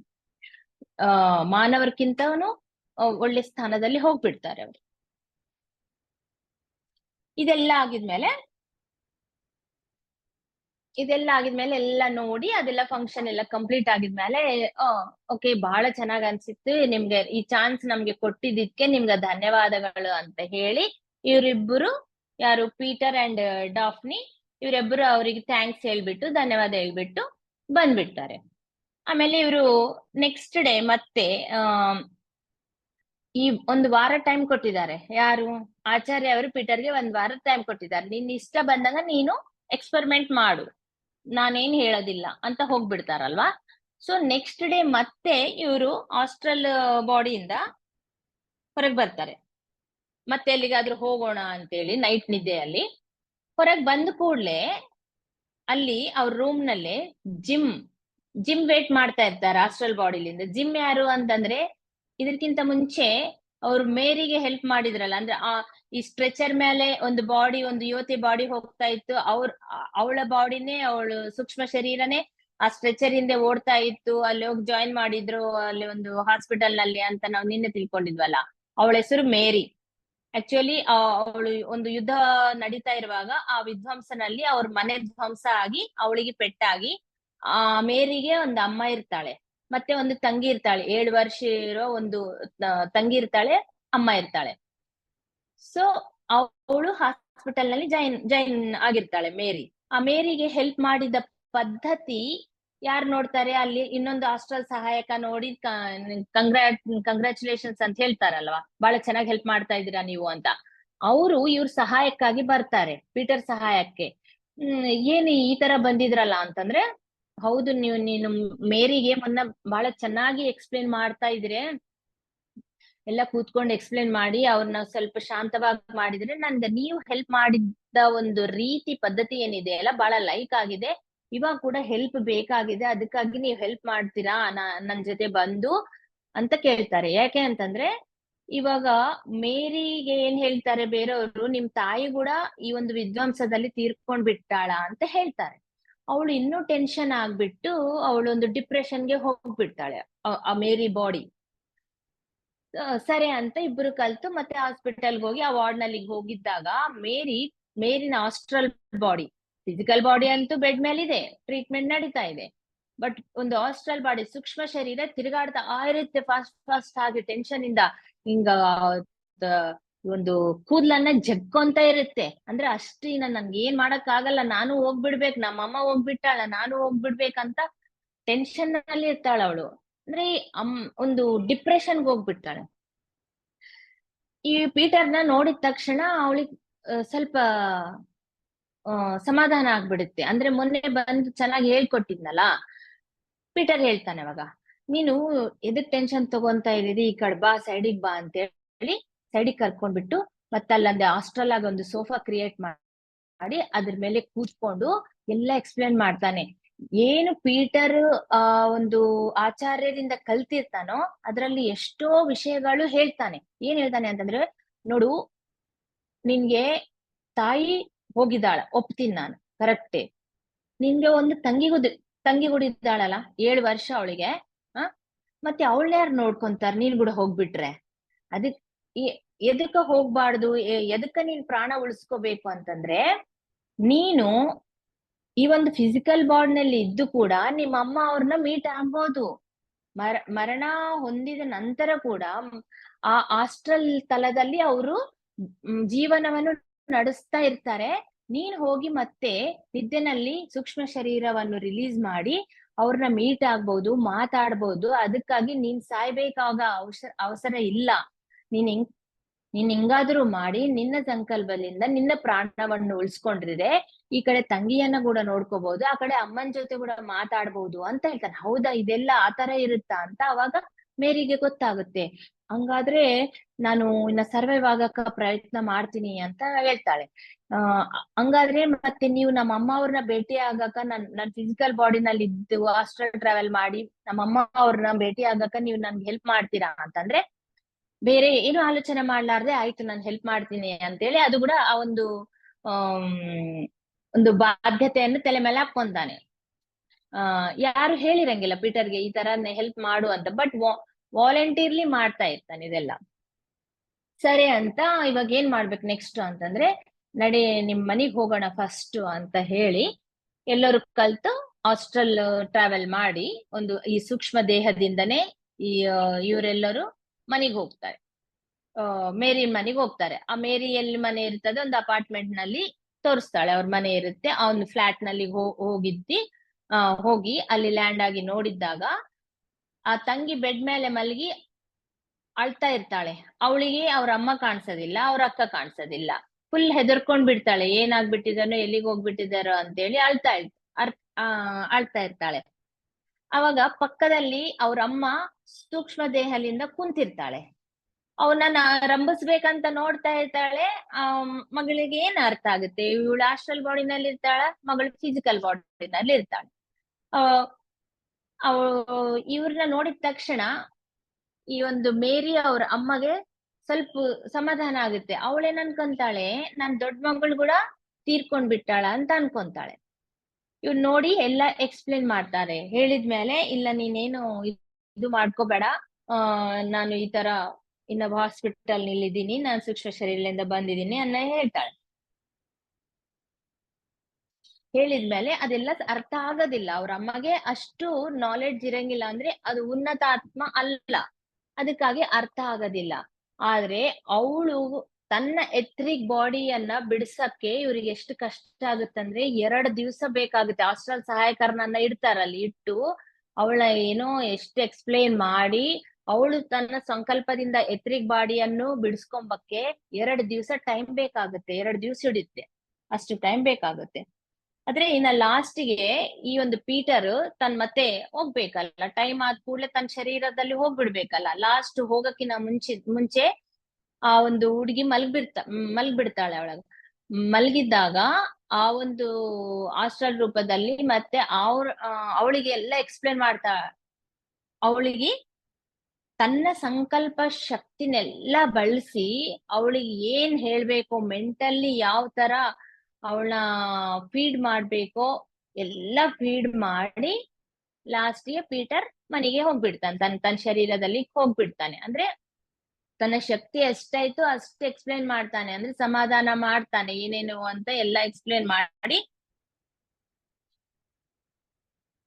ಅವಳಿಗೆ ಸ್ವಲ್ಪ ಆದ್ರೂ ಎಚ್ಚರ ಆಗಿದ್ಮೇಲೆ ನೆನ್ಪಿರ್ಬೇಕು ಅಂತ ಪ್ರಯತ್ನ ಪಟ್ಟು ಹೋಗ್ಬಿಡ್ತಾನೆ.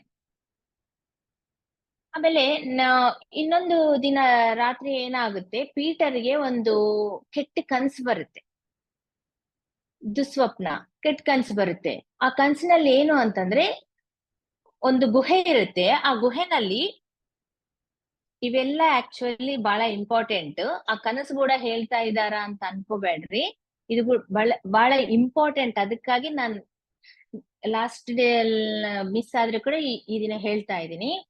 ಆ ಕನಸಿನಲ್ಲಿ ಪೀಟರ್ ಡಾಫ್ನಿ ಇಬ್ಬರು ಒಂದು ಗುಹೆನಲ್ಲಿ ಇರ್ತಾರ. ಆ ಗುಹೆನಲ್ಲಿ ಸಿಗಾಕೊಂಡ್ಬಿಡ್ತಾರ. ಯಾಕೆ ಸಿಗಾಕೊಂತಾರೆ ಅಂತಂದ್ರೆ ಅಲ್ಲಿ ಗೊರಿಲ್ಲಾ, ಒಂದು ದೊಡ್ಡ ಗೊರಿಲ್ಲಾ ಇರುತ್ತೆ. ಆ ಗೊರಿಲ್ಲಾ ಹೊರಗೆ ಹೋಗ್ಲಾರ್ದೆ ಅವ್ರನ್ನ ಅಡ್ಡೆ ಹಾಕೊಂಡ್ ಕುಂತ್ ಬಿಡುತ್ತೆ. ಗೊರಿಲ್ಲಾ ಅದು ನೋಡಕ್ ಬಹಳ ಅಸಹ್ಯಕರವಾಗಿರುತ್ತೆ, ಬಹಳ ದೊಡ್ಡದಿರುತ್ತೆ. ಅದ್ರ ಜೊತೆ ಫೈಟ್ ಮಾಡಕ್ ಆಗಲ್ಲ, ಅಷ್ಟು ದೊಡ್ಡದಿರುತ್ತೆ. ಆದ್ರೆ ಪೀಟರ್ ಪ್ರಯತ್ನ ಮಾಡ್ತಾ ಇರ್ತಾನೆ, ಡಾಫ್ನಿಂಗ್ ಯಾವ ತರ ಆದ್ರೂ ರಕ್ಷೆ ಮಾಡ್ಬೇಕು, ಅದನ್ನ ಸೇವ್ ಮಾಡ್ಬೇಕು ಗೊರಿಲ್ಲಲಿಂದ ಅಂತ. ಬಟ್ ಗೊರಿಲ್ಲಾ ಹೋಗಕ್ಕೆ ಕೊಡೋದಿಲ್ಲ. ಅವಾಗ ಪೀಟರ್ ಸ್ವಲ್ಪ ಹೊತ್ತಾಗಿದ್ಮೇಲೆ ಆ ಗೊರಿಲ್ಲಾ ಡಾಫ್ನಿನೇ ನೋಡ್ತಾ ಇರುತ್ತೆ. ಡಾಫ್ನಿ ಅಂದ್ರೆ ಅದಕ್ಕೆ ಇಷ್ಟ ಆಗ್ಬಿಡುತ್ತೆ. ನೋಡಿ ನೋಡಿ ಏನ್ ಮಾಡುತ್ತೆ, ಆ ಸ್ವಲ್ಪ ಹೊತ್ತಾಗಿದ್ಮೇಲೆ ಡಾಫ್ನಿನ್ ಕೈ ಹಿಡ್ಕೊಂಡು ಎಳ್ಕೊಂಡು ಒಳಗ್ ಹೋಗ್ತಾ ಇರುತ್ತೆ. ಇನ್ನು ಏನ್ ಮಾಡ್ಬೇಕು ಅರ್ಥ ಆಗಲ್ಲ ಪೀಟರ್ಗೆ. ಪೀಟರ್ ಹತ್ರ ವೆಪನ್ಸ್ ಇರೋದಿಲ್ಲ, ಏನಿರೋದಿಲ್ಲ. ಆದ್ರೂ ಕೂಡ ಏನ್ ಮಾಡ್ಬೇಕು, ಅಷ್ಟು ದೊಡ್ಡ ಗೊರಿಲ್ಲ, ಏನ್ ಮಾಡ್ಬೇಕು, ಗಿವ್ ಅಪ್ ಅಂತೂ ಮಾಡಕ್ ಬರಲ್ಲ. ಡಾಫ್ನಿನ್ ಹೆಂಗಾದ್ರೂ ರಕ್ಷಣೆ ಮಾಡ್ಲೇಬೇಕು, ನಾನ್ ಸೇವ್ ಮಾಡ್ಲೇಬೇಕು ಅಂತೇಳಿ ಅದನ್ನ ಜಂಪ್ ಮಾಡಿ ಆ ಕುತ್ತಿಗೆ ಮೇಲೆ ಕೂತ್ಕೊಂಡು ಹೊಡಿತಾ ಇರ್ತಾನೆ ಅದನ್ನ. ಅದು ಎಷ್ಟು ಗೊರಿಲ್ಲ ಈ ತರ ತಗೊಂಡ್ ಹಿಂಗ್ ಬಿಸಾಕಿದ್ರೆ ಆಯ್ತು, ಪೀಟರ್ ಹೋಗಿ ಕೆಳಗ್ ಬಿದ್ಬಿಡ್ತಾನ. ಆದ್ರೂ ಕೂಡ ಟ್ರೈ ಮಾಡ್ತಾನೆ, ಬಹಳ ಟ್ರೈ ಮಾಡಿದ್ರೆ ಕೂಡ ಅದು ಏನು ಆಗೋದಿಲ್ಲ. ಅಷ್ಟ್ರೊಳಗ ಅವ್ರಿಗೆ ಎಚ್ಚರ ಬಂದ್ಬಿಡುತ್ತೆ, ಎಚ್ಚರ ಆಗ್ಬಿಡುತ್ತೆ ಪೀಟರ್ಗೆ.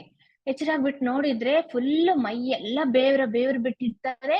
ಆ ಒಂದು ಬೆಡ್ಶೀಟ್ಸ್ ಎಲ್ಲ ಈ ತರ ಸುತ್ಕೊಂಡ್ ಬಿಟ್ಟಿರ್ತಾನೆ. ಅಂದ್ರೆ ಆ ಒಂದು ಡ್ರೀಮ್ ನಲ್ಲಿ, ಕನ್ಸಿನಲ್ಲಿ ಫುಲ್ ಹಿಂಗ ಒಳ್ಳಾಡ್ತಾ ಇರ್ತಾನೆ. ಫುಲ್ ಭಯ ಬಿದ್ದು ಸ್ವೆಟ್ ಆಗ್ಬಿಟ್ಟಿರ್ತದೆ ಬಾಡಿ ಎಲ್ಲ.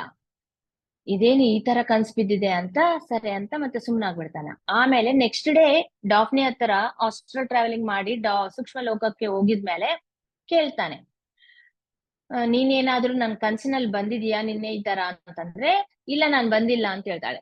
ಅವ್ರಿಗೆ ಯಾವ ತರ ಬಂದಿಲ್ಲ ಅಂತ ಹೇಳ್ತಾ, ಅಲ್ಲಿ ನಿದ್ದೆನೆ ಅನ್ನೋದೇ ಇರೋದಿಲ್ಲ, ಅವ್ರಿಗೆ ಕನ್ಸ್ ಅನ್ನೋದು ಇರೋದಿಲ್ಲ. ಅವ್ರು ಪ್ರತಿಯೊಂದು ವಿಷಯ ಅವ್ರಿಗೆ ಅರ್ಥ ಆಗುತ್ತೆ. ಅವ್ರ ಚೈತನ್ಯ ಸ್ಥಿತಿನಲ್ಲಿ ಕನ್ಸು ಮರುವ ಅನ್ನೋದು ಇರಂಗಿಲ್ಲಲ್ಲ, ಎಲ್ಲಿ ಹೋಗಿದ್ದು ಎಲ್ಲ ಅವ್ರಿಗೆ ಗೊತ್ತಾಗ್ಬಿಡುತ್ತೆ. ಅದಕ್ಕೆ ನಾನಂತೂ ಬಂದೇ ಇಲ್ಲ ಅಂತ ಅವಳು ಸರಿ ಬಿಟ್ಬಿಡು ಅಂತ ಆ ವಿಷಯ ಮರ್ತು ಬಿಡ್ತಾರೆ.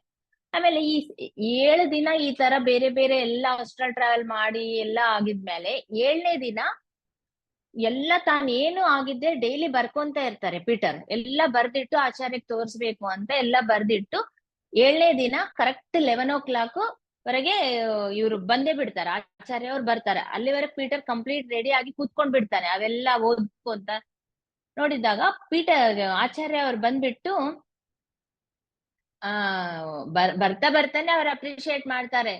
ಎಲ್ಲ ಚೆನ್ನಾಗ್ ಮಾಡ್ತಾ ಇದೀಯಲ್ಲ, ನೀನೇ ಸೆಲ್ಫ್ ಆಗಿ ಎಲ್ಲ ನೋಡ್ಕೊಂತ ಫುಲ್ ಹಾಸ್ಟೆಲ್ ಟ್ರಾವೆಲ್ ಮಾಡ್ತಾ ಎಲ್ಲ ಟ್ರೈ ಮಾಡ್ತಾ ಇದೀಯಾ, ಬಹಳ ಚೆನ್ನಾಗ್ ಅನಿಸ್ತಾ ಇದೆ ಅಂದ್ರೆ. ಹೌದು ಆಚಾರ್ಯ ಅವ್ರೆ, ನೋಡ್ರಿ ನಾನೆಲ್ಲ ಬರ್ದಿಟ್ಟಿನಿ, ನೀವು ಒಂದ್ಸಾರಿ ಚೆಕ್ ಮಾಡ್ರಿ ಅಂತ ನೋಡ್ತಾರೆ. ಆಕ್ಚುಲಿ ಈ ನಾನು ಆತರ ಕರೆಕ್ಟ್ ಆಗಿ ನಿನ್ಗೆ ಎಷ್ಟು ಜಾಸ್ತಿ ಏನ್ ಟ್ರೈನಿಂಗ್ ಕೊಟ್ಟಿಲ್ಲ.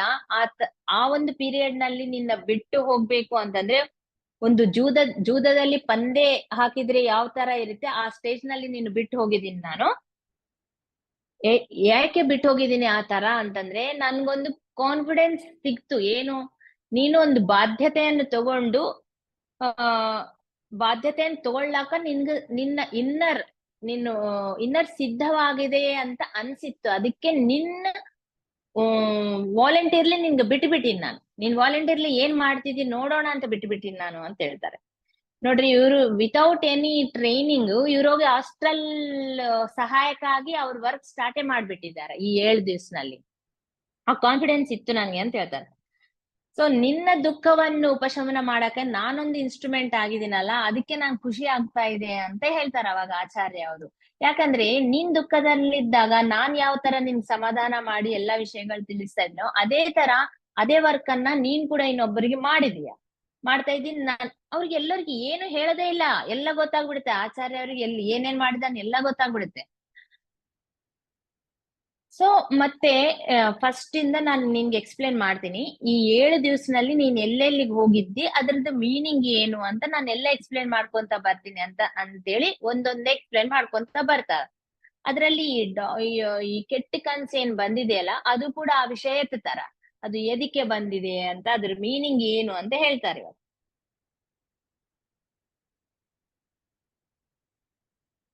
ಅದ್ರ ಮೀನಿಂಗ್ ಏನು ಅಂತಂದ್ರೆ, ಅದ್ರ ಮೀನಿಂಗ್ ಹೇಳಕ್ಕಿಂತ ಮುಂಚಿತವಾಗಿ ಒಂದ್ ವಿಷಯ ಹೇಳ್ಬೇಕು ನಿನ್ಗೆ, ಅವಾಗ ಅದ್ರ ಮೀನಿಂಗ್ ಅರ್ಥ ಆಗುತ್ತೆ ಅಂತ ಹೇಳ್ತಾರೆ. ಏನು ಅಂತಂದ್ರೆ, ಇದಕ್ಕಿಂತ ಮುಂಚೆ ಒಂದು ಟಾಪಿಕ್ ಹೇಳಿದ್ದೆ ನಿನ್ಗೆ, ಗುರು ಶಿಷ್ಯರ ಬಗ್ಗೆ ಹೇಳಿದ್ದೆ. ಒಬ್ಬ ಪರಮಗುರುವರು ಸ್ವಲ್ಪ ಶಿಷ್ಯರನ್ನ ಸೆಲೆಕ್ಟ್ ಮಾಡ್ಕೊಂತಾರ. ಸೆಲೆಕ್ಟ್ ಮಾಡ್ಕೊಂಡಿದ್ಮೇಲೆ ಅವರು ಕೂಡ ಎಷ್ಟೋ ಜನ್ಮಗಳು ಅವರು ಆಗಿದ್ಮೇಲೆ ಆ ಜನ್ಮಗಳಲ್ಲಿ 5 ದಶಗಳನ್ನು ಅವ್ರು ದಾಟ್ಬೇಕಾಗುತ್ತೆ. ಆಮೇಲೆ ಅವರಿಗೆ ಸಮ್ ಪವರ್ಸ್ ಅನ್ನೋದು ಕೊಡ್ತಾರೆ.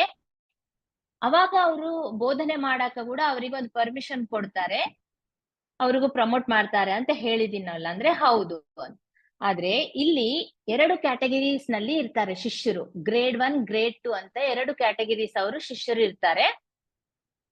ಗ್ರೇಡ್ 1 ಕ್ಯಾಟಗರಿ ಏನು ಅಂತಂದ್ರೆ ಅವರು ಇನ್ನು ಆ ಪರೀಕ್ಷಾ ಕಾಲದಲ್ಲಿ ಇದ್ದವ್ರನ್ನೇ ಗ್ರೇಡ್ 1 ಶಿಷ್ಯರು ಅಂತಾರ. 2ನೇ ಸ್ಥಾಯಿಯಲ್ಲಿದ್ದವರು ಅವರು ಶಿಷ್ಯರಾಗಿ ಅಂಗೀಕಾರ ಹೊಂದಿರ್ತಾರೆ, ಅಂದ್ರೆ ಶಿಷ್ಯರನ್ನಾಗಿ ಮಾಡ್ಕೊಂಡ್ ಬಿಟ್ಟಿರ್ತಾರೆ. ಅವ್ರು ಗ್ರೇಡ್ 2 ಶಿಷ್ಯರು. ಗ್ರೇಡ್ 1 ಶಿಷ್ಯರು, ಗ್ರೇಡ್ 1 ಶಿಷ್ಯರು ಇನ್ನ ಅವರಿಗೆ ಪರೀಕ್ಷೆಗಳು ನಡೀತಾ ಇರುತ್ತೆ. ಗ್ರೇಡ್ 2 ಶಿಷ್ಯರು ಅಂದ್ರೆ ಆಲ್ರೆಡಿ ಪರೀಕ್ಷೆ ಮುಗಿದು ಅವ್ರು ಕ್ವಾಲಿಫೈ ಆಗಿ ಅವ್ರನ್ನ ಶಿಷ್ಯರಾಗಿ ಅವರು ಅಕ್ಸೆಪ್ಟ್ ಮಾಡ್ಬಿಟ್ಟು ಪರ್ಮನೆಂಟ್ ಆಗಿ ಅವ್ರ ಶಿಷ್ಯರನ್ನ ಮಾಡ್ಕೊಂಡ್ ಬಿಟ್ಟಿರ್ತಾರೆ. ಯಾರು? ಪರಮ ಗುರುಗಳು. ಸೊ ಈ ಪರಮ ಗುರುಗಳು ಯಾವಾಗಾದ್ರೂ ಒಂದು ಸಾರಿ ಆ ಒಂದು ಮನುಷ್ಯನ ಶಿಷ್ಯರಾಗಿ ಮಾಡ್ಕೊಂಡ್ರು, ಅವ್ರ ಶಿಷ್ಯರಿಕವನ್ನು ತಗೊಂಡ್ಬಿಟ್ರು ಅಂತಂದ್ರೆ ಏನು ಅರ್ಥ? ಅವರು ತಮ್ಮ ಕೆಲ್ಸಗಳು ಪರಮಗುರುಗಳ ಕೆಲಸದಗೋಸ್ಕರ ಅವ್ರನ್ನ ಉಪಯೋಗ ಮಾಡೋದು ಸ್ಟಾರ್ಟ್ ಮಾಡ್ತಾರೆ. ಒಂದೇ ಜನ್ಮದಲ್ಲ ಅಲ್ಲ, ಜನ್ಮ ಜನ್ಮಗಳಲ್ಲಿ ಕೂಡ ಅವ್ರನ್ನ ಶಿಷ್ಯರಾಗೇ ಇಟ್ಕೊಂತಾರಂತೆ.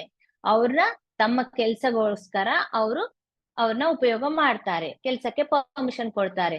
ತಮ್ಮ ಕೆಲ್ಸ ಅಂದ್ರೆ ಏನಾದ್ರೂ ಪರ್ಸನಲ್ ಕೆಲ್ಸಗಳು ಇರುತ್ತಾ?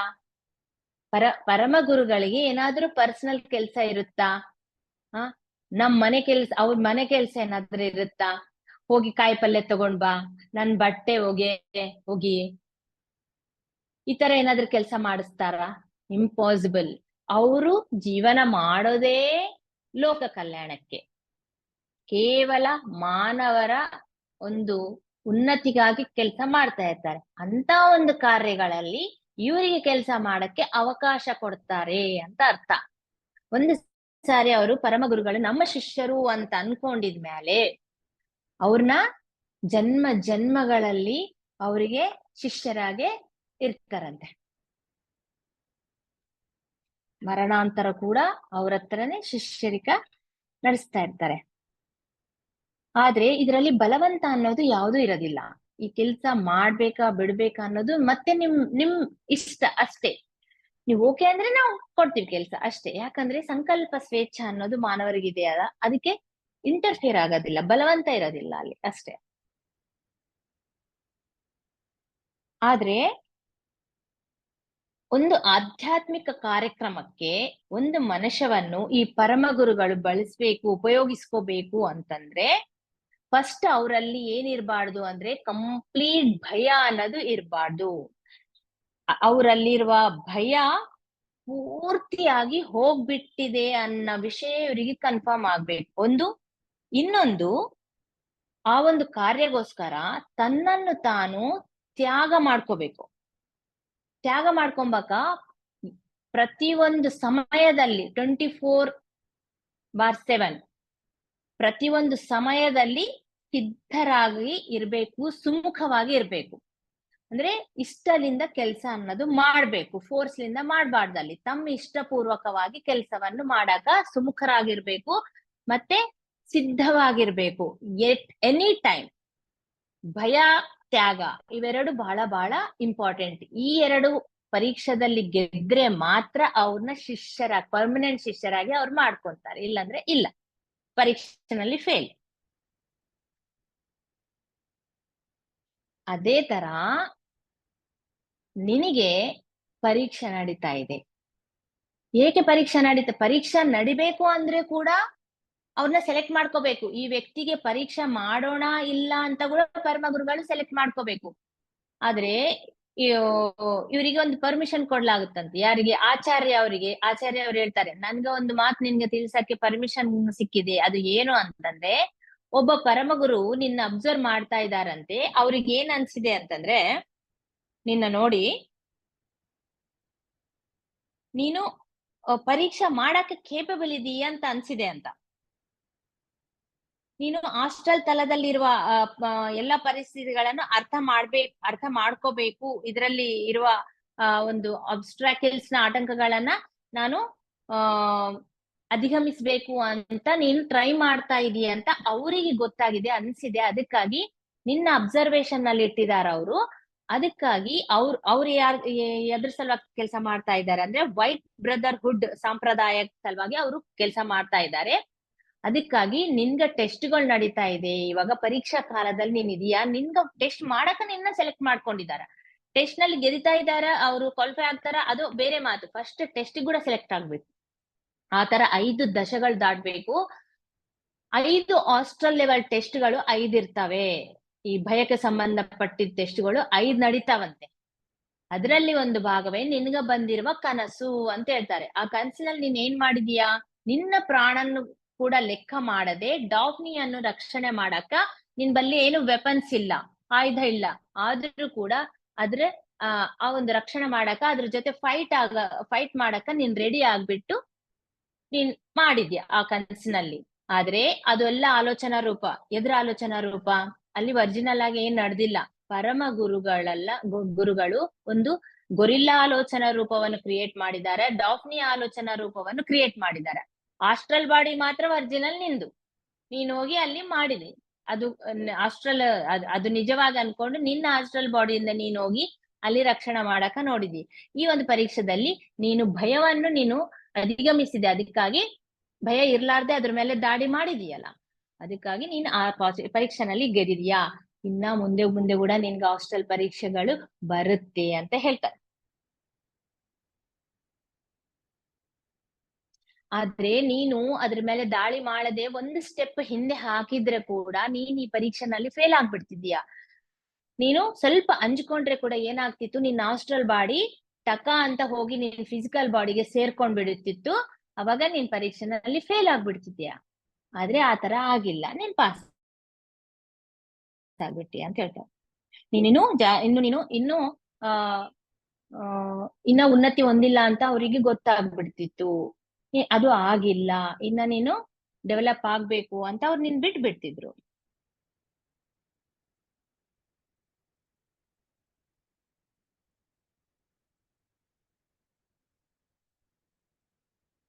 ಈ ತರನೇ ಒಂದೊಂದು ಅರ್ಹತೆ ಅನ್ನೋದು ನೀವು ಹೊಂದುತ್ತಾ ಮುಂದಕ್ಕೆ ಹೋಗ್ಬೇಕು ಅಂತ ಹೇಳ್ತಾರೆ. ಆದ್ರೆ ನಿನ್ ಇನ್ನರ್ ನಲ್ಲಿ ಏನಿದೆ, ನಿನ್ ಮೂಲಾತ್ಮಕ್ ಆಕ್ಚುಲಿ ನೀನ್ ಮನುಷ್ಯ ಬೇರೆ. ಆದ್ರೆ ನಿನ್ನ ಮೂಲಾತ್ಮನಲ್ಲಿ ಒರಿಜಿನಲ್ ಆಗಿ ಒಂದು ಕೋರಿಕೆ ಇದೆ. ಅದು ಏನು ಅಂತಂದ್ರೆ, ನಾನು ಇನ್ನೂ ಮೇಲಿನ ಸ್ಥಾಯಿಗೆ ಹೋಗ್ಬೇಕು, ಮಾನವ ಜಾತಿಗೆ ನಾನು ಸಹಾಯ ಮಾಡ್ಬೇಕು ಅಂತ ಅನ್ನೋ ಒಂದು ಹಂಬಲ ನಿನ್ನ ಮೂಲಾತ್ಮನಲ್ಲಿ ಇದೆ. ಅದು ಗೊತ್ತಾಗ್ತಾ ಇದೆ ಅಂತ ಹೇಳ್ತಾರೆ. ಆದ್ರೆ ನೀನು ಆ ಇನ್ನೂ ಎಲ್ಲಾ ಅರ್ಹತೆ ಹೊಂದ್ಬೇಕು, ಎಲ್ಲಾ ಟೆಸ್ಟ್ ನಲ್ಲಿ ಪಾಸ್ ಆಗ್ಬೇಕು, ಚೆನ್ನಾಗಿ ಫೇಲ್ ಆಗ್ಲಾರ್ದ ಅಂತ ಹೇಳಿ ನಾನು ನಿನ್ಗೆ ಒಂದು ಎಲ್ಲಾ ವಿಷಯಗಳ ಬಗ್ಗೆ ಒಂದು ರಫ್ ಐಡಿಯಾ ಕೊಡ್ತೀನಿ ನಿನ್ಗೆ. ಇದು ನಾನು ಯೂಸ್ ಆಗುತ್ತೆ ನಿನ್ಗೆ, ಮುಂದೆ ಬರುವ ಕಾಲದಲ್ಲಿ ಯೂಸ್ ಆಗುತ್ತೆ. ಈ ತರ ಮಾಡು, ಬೇಗ ಟೆಸ್ಟ್ ಗಳು ನೀನ್ ಪಾಸ್ ಆಗಕ ಅನುಕೂಲ ಆಗುತ್ತೆ ಅಂತ ಹೇಳ್ತಾರೆ. ಅದ್ ಏನು ಅಂತಂದ್ರೆ, ಈ ಪ್ರತ್ಯೇಕವಾದ ಕಾರ್ಯಕ್ರಮಕ್ಕೆ ಅವಾಗ ನೀನ್ ಅರ್ಹತೆಯನ್ನು ಸಂಪಾದಿಸ್ತಿದ್ದಿ. ಇದೆಲ್ಲ ನೀನು ಮಾಡ್ಬೇಕು ನಾನು ಹೇಳಿದ್ದು ಅಂತ ಹೇಳ್ತಾರೆ. ಏನ್ ಮಾಡ್ಬೇಕು ಅಂತಂದ್ರೆ, ಈ ಹಾಸ್ಟೆಲ್ ಪ್ರಪಂಚದಲ್ಲಿರುವ ಎಲ್ಲಾ ತಲಗಳಿಗೆ ನೀನು ಪಟ ಅಂತ ಹೋಗೋದು ಬರೋದು, ಅಂದ್ರೆ ಬೇರೆ ತಲಕ್ಕೆ ಹೋಗೋದು ಬರೋದು, ಕೆಳಗಿಂದ ಮೇಲೆ ತಲಕ್ ಹೋಗೋದು, ಮೇಲಿಂದ ಕೆಳಗ್ ತಲಕ್ ಬರೋದು, ಎಲ್ಲ ಫಾಸ್ಟ್ ಆಗಿ ಹೋಗೋದು ಬರೋದು ಕಲಿಬೇಕು ನೀನು. ಮತ್ತಿನ್ನೇನು, ಪ್ರತಿಯೊಂದು ತಲದಲ್ಲಿ ಪ್ರತಿಯೊಂದು ಜಾಗ ನೀನು ತಿಳ್ಕೋಬೇಕು. ಯಾವ ಪ್ರದೇಶಗಳಿದೆ, ಏನೇನಿದೆ, ಅಲ್ಲಿ ಏನೇನ್ ನಡೀತಾ, ಎಲ್ಲ ಕ್ಷುಣ್ಣವಾಗಿ ಪರಿಶೀಲನೆ ಮಾಡಿ ನೀನ್ ಎಲ್ಲ ಅವಗತ ಮಾಡ್ಕೋಬೇಕು, ತಿಳ್ಕೋಬೇಕು. ಇನ್ನ ಏನು ಅಂತಂದ್ರೆ, ಈ ಕೆಳಗಿನ ಸ್ಥಾಯಿ ಜೀವಿಗಳಿರ್ತವೆ, ಹಾಸ್ಟೆಲ್ ಜೀವಿಗಳು, ಅವರೆಲ್ಲ ಅದ್ರ ಎತ್ರಿಕ್ ಬಾಡಿಲಿಂದ ಇರ್ತಾರೆ. ಅವ್ರನ್ನೆಲ್ಲ ತಿಳ್ಕೋಬೇಕು ನೀನು. ಮತ್ತೆ ಸಮುದ್ರದ ಕೆಳಗಡೆ, ಸಮುದ್ರದಲ್ಲಿ ಈ ಒಂದು ಅಂತರಂಗದಲ್ಲಿ ಅಲ್ಲಿ ಎಲಿಮೆಂಟಲ್ಸ್ ನಾನು ತೋರ್ಸಿದೀನಲ್ಲ. ಎಲಿಮೆಂಟಲ್ಸ್ ಅಂದ್ರೆ ಒಂದು ಸ್ಟೋನ್, ಕಲ್ಲಿನ ತರನೇ ದೊಡ್ಡ ರೂಪಗಳಿರುತ್ತೆ, ಅದಕ್ಕ ಮಿಂಚುತ್ತಾ ಇರುವ ಕಣ್ಣುಗಳಿದೆ, ಅದನ್ನ ಎಲಿಮೆಂಟಲ್ಸ್ ಅಂತಾರ ಅಂತ ನಾವು ತಿಳ್ಕೊಂಡಿದ್ವಲ್ಲ. ಆ ಎಲಿಮೆಂಟಲ್ಸ್ ಅನ್ನ ನೋಡಿದೀಯಲ್ಲ ನೀನು, ಅದು ಕೂಡ ಅದ್ರ ಬಗ್ಗೆನೂ ತಿಳ್ಕೋಬೇಕು. ಆ ಮತ್ತೆ ಎಲ್ಲ ಸಮಸ್ತವನ್ನು ತಿಳ್ಕೊಂಡು ಅದಕ್ಕೆ ತಕ್ಕ ಟ್ರೈನಿಂಗ್ ಅನ್ನು ಕೂಡ ನೀನು ಹೊಂದ್ಬೇಕು. ಅವಾಗ ಮಾತ್ರ ಈ ಎಲಿಮೆಂಟಲ್ಸ್ ಏನ್ ಮಾಡ್ತಾವೆ, ಅವಕ್ಕ ಮೂವ್ ಆಗಲ್ಲ. ಇದ್ದಲ್ಲೇ ಆ ಕಣ್ಣು ಮಿಂಚ್ತಾ ಇರ್ತಾವಲ್ಲ, ಆ ಕಣ್ಣಿನ ವಶೀಕರಣ ಶಕ್ತಿಲಿಂದ ಬೇರೆ ಪ್ರಾಣಿಗಳನ್ನು ವಶೀಕರಣ ಮಾಡ್ಕೊಂಡು ತನ್ನ ಆಹಾರವಾಗಿ ಸೇವಿಸ್ತಾವೆ ಅವು ಸಮೀಪ ಬಂದಿದ್ಮೇಲೆ. ಅವಾಗ ನಿನ್ನ ಕೂಡ ವಶೀಕರಣ ಮಾಡ್ಕೊಂಬ ಶಕ್ತಿ ಅವಕ್ಕಿದೆ. ಆ ವಶೀಕರಣಲಿಂದ ನೀನು ತಪ್ಪಿಸ್ಕೋಬೇಕಂದ್ರೆ ನೀನು ಇನ್ನ ಅದಕ್ ತಕ್ಕ ಶಿಕ್ಷಣವನ್ನು ಹೊಂದ್ಬೇಕಾಗುತ್ತೆ. ಇದೆಲ್ಲ ಮಾಡ್ಬೇಕು. ಮತ್ತೆ ಅಗ್ನಿ ಪರೀಕ್ಷೆ ಇರುತ್ತಂತೆ. ಆ ಅಗ್ನಿ ಪರೀಕ್ಷೆ ಹೆಂಗ ಮಾಡ್ತಾರೆ ಅಂತಂದ್ರೆ, ಆ ಭಯಂಕರವಾದ ಅಗ್ನಿ ದಾವಾನಲ ಸೃಷ್ಟಿ ಮಾಡ್ತಾರೆ. ಆ ದಾವಾನಲದಿಂದ ನೀನು ನಡ್ಕೊಂಡು ಹೋಗ್ಬೇಕು. ನಡ್ಕೊಂಡು ಹೋಗಿದ್ದಾಗ ಏನಾಗುತ್ತೆ ಅಂತಂದ್ರೆ, ಆಕ್ಚುಲಿ ಹೋಗೋದು ಸೂಕ್ಷ್ಮ ಶರೀರ. ಆದ್ರೆ ಸೂಕ್ಷ್ಮ ಶರೀರಕ್ಕೆ ಅಗ್ನಿ ಏನ್ ಮಾಡಕ್ಕಾಗಲ್ಲ, ನೀರ್ ಏನ್ ಮಾಡಕ್ಕಾಗಲ್ಲ. ಆದ್ರೆ ಕೂಡ ಆ ಪರೀಕ್ಷೆ ನಡೆಯೋ ಸಮಯದಲ್ಲಿ ಏನಾಗುತ್ತೆ ಗೊತ್ತಾ, ಆ ನಿಂಗ ಈ ಒಂದು ಫಿಸಿಕಲ್ ಬಾಡಿಲಿಂದ ಇದ್ದಾಗ, ಈ ಒಂದು ಭೌತಿಕ ಶರೀರಲಿಂದ ಇದ್ದಾಗ ಅಗ್ನಿನಲ್ಲಿ ನಡೆದ್ರೆ ಯಾವ ತರ ನಿನ್ಗ ಮೈಯೆಲ್ಲ ಸುಟ್ಟು ಹೋಗ್ತಾ ಇರುತ್ತೋ, ಎಷ್ಟು ಶೆಕೆ ಅನ್ನೋದು ನಿನ್ಗ ಆಗ್ತಾ ಇರುತ್ತೋ, ಎಷ್ಟು ಆ ಜಲನ ಅನ್ನೋದು ಆಗ್ತಾ ಇರುತ್ತೋ, ಸೇಮ್ ಸೂಕ್ಷ್ಮ ಶರೀರಕ್ಕೆ ಅದೇ ತರ ಆಗ್ತಾ ಇರುತ್ತೆ. ನೀನ್ ಆ ಟೈಮ್ ನಲ್ಲಿ ಭಯ ಬಿದ್ದು ನೀನ್ ಡ್ರಾಪ್ ಆಗ್ಬಿಟ್ರೆ ಫೇಲ್ ಆದಂಗೆ. ಆದ್ರೆ ಆ ಟೈಮ್ ನಲ್ಲಿ ಕೂಡ ನಿನ್ಗೆ ಅಷ್ಟು ಅನುಭವ ಆಗ್ತಾ ಇದ್ರೆ ಕೂಡ ನೀನ್ ಅವೇರ್ನೆಸ್ ನಲ್ಲಿ ಇದ್ದು, ಇದು ನನ್ ಸೂಕ್ಷ್ಮ ಶರೀರ, ನನ್ಗೆ ಈ ಸೂಕ್ಷ್ಮ ಶರೀರಕ್ಕೆ ಅಗ್ನಿ ಏನು ಮಾಡಾಕ ಸಾಧ್ಯ ಆಗಲ್ಲ, ನಾನು ಹೊರಗೆ ಹೋಗೇ ಬಿಡ್ತೀನಿ ಅಂತ ನೀನು ಆ ಒಂದು ಅವೇರ್ನೆಸ್ ಅವಾಗ ಇಟ್ಕೊಂಡು ನೀನ್ ಅದನ್ನ ಪಾರ ಆಗ್ಬಿಟ್ರೆ ಇವಾಗ ನೀನ್ ಪರೀಕ್ಷೆನಲ್ಲಿ ಗೆದ್ದಂಗೆ. ಆ ಒಂದು ಅಗ್ನಿಲಿಂದ ನನ್ಗೇನು ಹಾನಿ ಆಗಲ್ಲ ಅಂತ ನೀನು ಕರೆಕ್ಟ್ ಆಗಿ ನಿನ್ನ ಮನಸ್ಸನ್ನು ಕರೆಕ್ಟ್ ಆಗಿ ಗೈಡ್ ಮಾಡ್ತಾ ಇದ್ರೆ ಪ್ರಶಾಂತವಾಗಿ ಅದರಿಂದ ಕ್ರಾಸ್ ಆಗ್ಬಿಡ್ಬೋದು ನೀನು ಅಂತ ಹೇಳ್ತಾನೆ. ಅದೇ ತರ ನೀರಿನ ಪರೀಕ್ಷೆ ಕೂಡ ಇರುತ್ತಂತೆ. ಆ ನೀರಿನ ಪರೀಕ್ಷೆನಲ್ಲಿ ಏನು ಅಂದ್ರೆ, ಸಮುದ್ರದ ಒಳಗೆ ಹೋಗ್ಬೇಕು. ಒಳಗೆ ಹೋಗ್ಬೋದು, ನಾ ಇಷ್ಟಕ್ಕಿಂತ ಮುಂಚೆ ಹೋಗಿದ್ದೀನಲ್ಲ ನೀನ್ ಅನ್ಬಹುದು. ಬಟ್ ಪರೀಕ್ಷೆ ನಡೆಯುವಾಗ ಏನಾಗುತ್ತೆ ಅಂತಂದ್ರೆ, ಈ ಪರೀಕ್ಷೆನಲ್ಲಾದ್ರೂ ಎಷ್ಟು ಜನ ಫೇಲ್ ಆಗ್ತಾರೆ ಅಂದ್ರೆ ಅಷ್ಟು ಜನ ಫೇಲ್ ಆಗ್ತಾರೆ. ಎಷ್ಟು ಜನ ಫೇಲ್ ಆಗಾರ ನೋಡಿದ್ರೆ ನೀನು ವಂಡರ್ ಆಗ್ತಿದ್ದೆ. ಅಷ್ಟು ಜನ ಆಶ್ಚರ್ಯ ಹೋಗ್ತಿರ್ತಿದ್ದೆ ನೀನು. ನಿನ್ಗೆ ಆಶ್ಚರ್ಯ ಆಗ್ತಾ, ಅಷ್ಟು ಜನ ಫೇಲ್ ಆಗ್ತಾರೆ ಈ ನೀರಿನ ಟೆಸ್ಟ್ ನಲ್ಲಿ ಅಂತ ಹೇಳ್ತಾರೆ. ಸಮುದ್ರದ ಒಳಗಡೆ ಹೋಗುವಾಗ ಏನಾಗುತ್ತೆ ಅಂದ್ರೆ ಅವ್ರಿಗೆ ಎಂತ ಫೀಲ್ ಆಗುತ್ತೆ, ಒಂದು ಹಾಸ್ಟೆಲ್ ಬಾಡಿಲಿಂದ ಹೋದ್ರೆ ಸಹ ಫುಲ್ ನಂಗ ಉಸಿರೇ ಆಡ್ತಾ ಇಲ್ಲ, ನಾನು ಸತ್ತೋಗ್ಬಿಡ್ತೀನಿ ಅಂತ ಫೀಲ್ ಆಗುತ್ತಂತೆ. ಎಲ್ಲ ಊಹನೆ ಮತ್ತೆ. ಅದರಿಂದ ಏನಾಗುತ್ತೆ, ಭಯ ಆಗ್ಬಿಡುತ್ತೆ. ಇವಾಗ ನಾವು ಮುಣುಗ್ತೀವಿ ನೀರಿನಲ್ಲಿ, ಅರೆ ಉಸಿರಾಡ್ತಾ ಇಲ್ಲ ಅಂದಂಗೆ ಎದ್ದು ಬಿಡ್ತೀವಿ ಮೇಲೆಗೆ. ಇಲ್ಲ ಅಂದ್ರೆ ಒಂದು ಆ ಭಯ ಆಗ್ಬಿಡುತ್ತೆ, ನಾನು ಸತ್ತೋಗ್ಬಿಡ್ತೇನೆ, ನಾನು ಮುಣುಗೋಗ್ತಾ ಇದ್ದೀನಿ, ಆಯ್ತು ನಾನ್ ಜೀವ ಹೋಗ್ಬಿಡುತ್ತೆ ಅಂದ ಕೂಡಲೇ ಏನಾಗುತ್ತೆ, ಹಾರ್ಟ್ ಬೀಟ್ ಜಾಸ್ತಿ ಆಗುತ್ತೆ, ಭಯ ಆಗ್ಬಿಡುತ್ತೆ. ಆ ಭಯದಿಂದ ಏನಾಗುತ್ತೆ, ನೀನ್ ಸೂಕ್ಷ್ಮ ಶರೀರ ಹೋಗಿ ಮತ್ತೆ ಫಿಸಿಕಲ್ ಬಾಡಿನಲ್ಲಿ ಸೇರ್ಕೊಂಡ್ಬಿಡುತ್ತೆ. ಯಾರೋ ಹಿಂಗ ತಳ್ಳಿದಂಗ ಹೋಗ್ಬಿಡುತ್ತೆ, ಯಾರೋ ಹಿಂದೆ ಬಿದ್ದಂಗ ಫಾಸ್ಟ್ ಆಗಿ ಹೋಗಿ ಸೂಕ್ಷ್ಮ ಶರೀರ ಫಿಸಿಕಲ್ ಬಾಡಿನಲ್ಲಿ ಹೋಗಿ ಸೇರ್ಕೊಂಡು ನಿನ್ಗೆ ಎಚ್ಚರ ಆಗ್ಬಿಟ್ಟು ಯಾವುದೋ ಮತ್ತೆ ಕೆಟ್ಟ ಕನ್ಸು ಬಂದ್ಬಿಟ್ಟಿದೆ ಅನ್ಸುತ್ತೆ. ಅವಾಗ ಒಂದು ದುಸ್ವಪ್ನ ಬಂದಾಗ ನಾವು ಯಾವ ತರ ಎದ್ದು ಕುಂತು ಬಿಡ್ತೀವೋ ಆ ತರ ಆಗ್ಬಿಡುತ್ತೆ.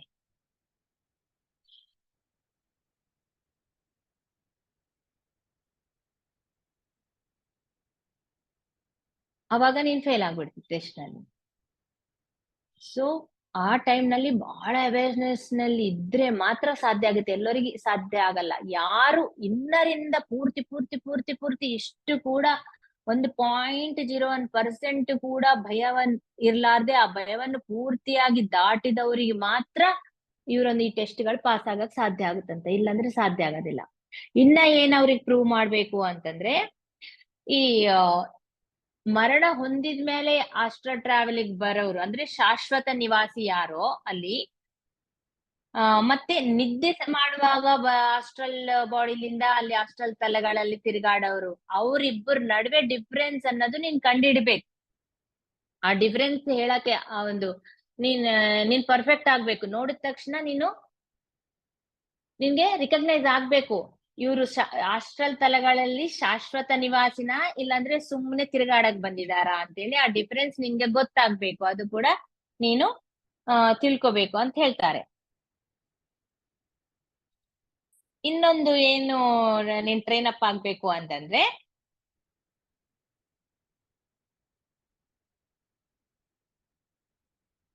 ಒಂದು ಮನುಷ್ಯ ಒಂದು ಮನುಷ್ಯನ ಅದು ಮನುಷ್ಯನ ಆಲೋಚನಾ ರೂಪನ, ಅದು ಕೂಡ ನೀನ್ ಫೈಂಡ್ ಔಟ್ ಮಾಡ್ಬೇಕು.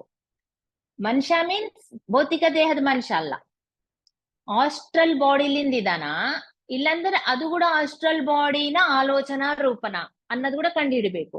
ಯಾಕಂದ್ರೆ ಇವಾಗ ನಾವು ನಿನ್ನೆ ತಿಳ್ಕೊಂಡಿದ್ವಿ ಏನು, ಒಂದು ಒಂದು ವ್ಯಾಲಿ ತೋರಿಸಿದ್ರು, ಅದರಲ್ಲಿ ಸ್ವರ್ಗ ತರ ಇದೆ ಅಂತ ಹೇಳಿದ್ರು. ಅದ್ರಲ್ಲೆಲ್ಲ ಆಲೋಚನಾ ರೂಪಗಳೇ ಇದೆ, ಮಹಾತ್ಮರೆಲ್ಲ ಆಲೋಚನಾ ರೂಪಗಳಿದೆ ಅಂತ ನಾವು ತಿಳ್ಕೊಂಡಿದ್ವಿ. ಆಕ್ಚುಲಿ ಅಲ್ಲಿ ಮಹಾತ್ಮರಿಲ್ಲ, ಬಟ್ ಮಹಾತ್ಮರ ಆಲೋಚನಾ ರೂಪಗಳಿದೆ, ಸೃಷ್ಟಿ ಮಾಡಿಟ್ಟಿರ್ತಾರ ಆತರ. ಅದಕ್ಕೆ ಡಿಫ್ರೆನ್ಸ್ ತಿಳ್ಕೋಬೇಕು, ಅದು ಮಹಾತ್ಮರ ಆಲೋಚನಾ ರೂಪನ, ಮಹಾತ್ಮರ ಆಸ್ಟ್ರಲ್ ಬಾಡಿನ, ಅದು ಕೂಡ ನೀನು ಆ ಒಂದು ಡಿಫ್ರೆನ್ಸ್ ಕೂಡ ನೀನು ತಿಳಿಬೇಕು.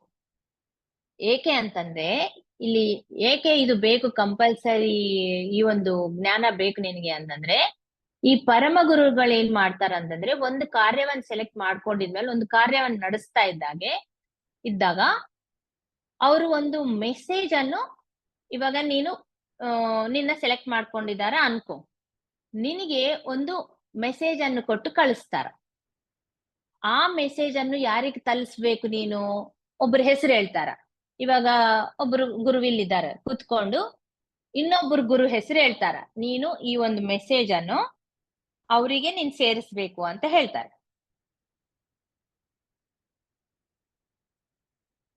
ಹೇಳಿದಾಗ ನೀನು ಆ ಒಂದು ಮೆಸೇಜ್ ಅನ್ನು ತಗೊಂಡು ಯಾರಿಗ್ ಕೊಡ್ಬೇಕು, ಫಲಾನ. ಇವಾಗ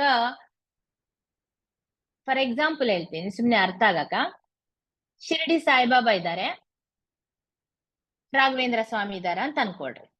ಈಗ ರಾಘವೇಂದ್ರ ಸ್ವಾಮಿ ಅವರು ಒಂದು ಮೆಸೇಜ್ ಅನ್ನ ಶಿರಡಿ ಸಾಯಿಬಾಬಾಗೆ ಕಳಿಸ್ಬೇಕು ಅಂತ ಅನ್ಕೊಂಡಿದ್ದಾರೆ. ಮೀಡಿಯೇಟರ್ ಆಗಿ ಯಾರನ್ನ ಯೂಸ್ ಮಾಡ್ಕೊಂಡಿದ್ದಾರೆ, ಈಗ ಪೀಟರ್ ಅವ್ರನ್ನ ಯೂಸ್ ಮಾಡ್ಕೊಂಡಿದ್ದಾರೆ ಅಂತ ಅನ್ಕೊಂಡು, ಪೀಟರ್ ಅವರಿಗೆ ಕೊಟ್ಟು ಈ ಮೆಸೇಜ್ ಅವರಿಗೆ ಕೊಡು, ಯಾರಿಗೆ, ಸಾಯಿಬಾಬಾ ಅವ್ರಿಗೆ ಕೊಡು ಅಂತ ಹೇಳ್ತಾರೆ.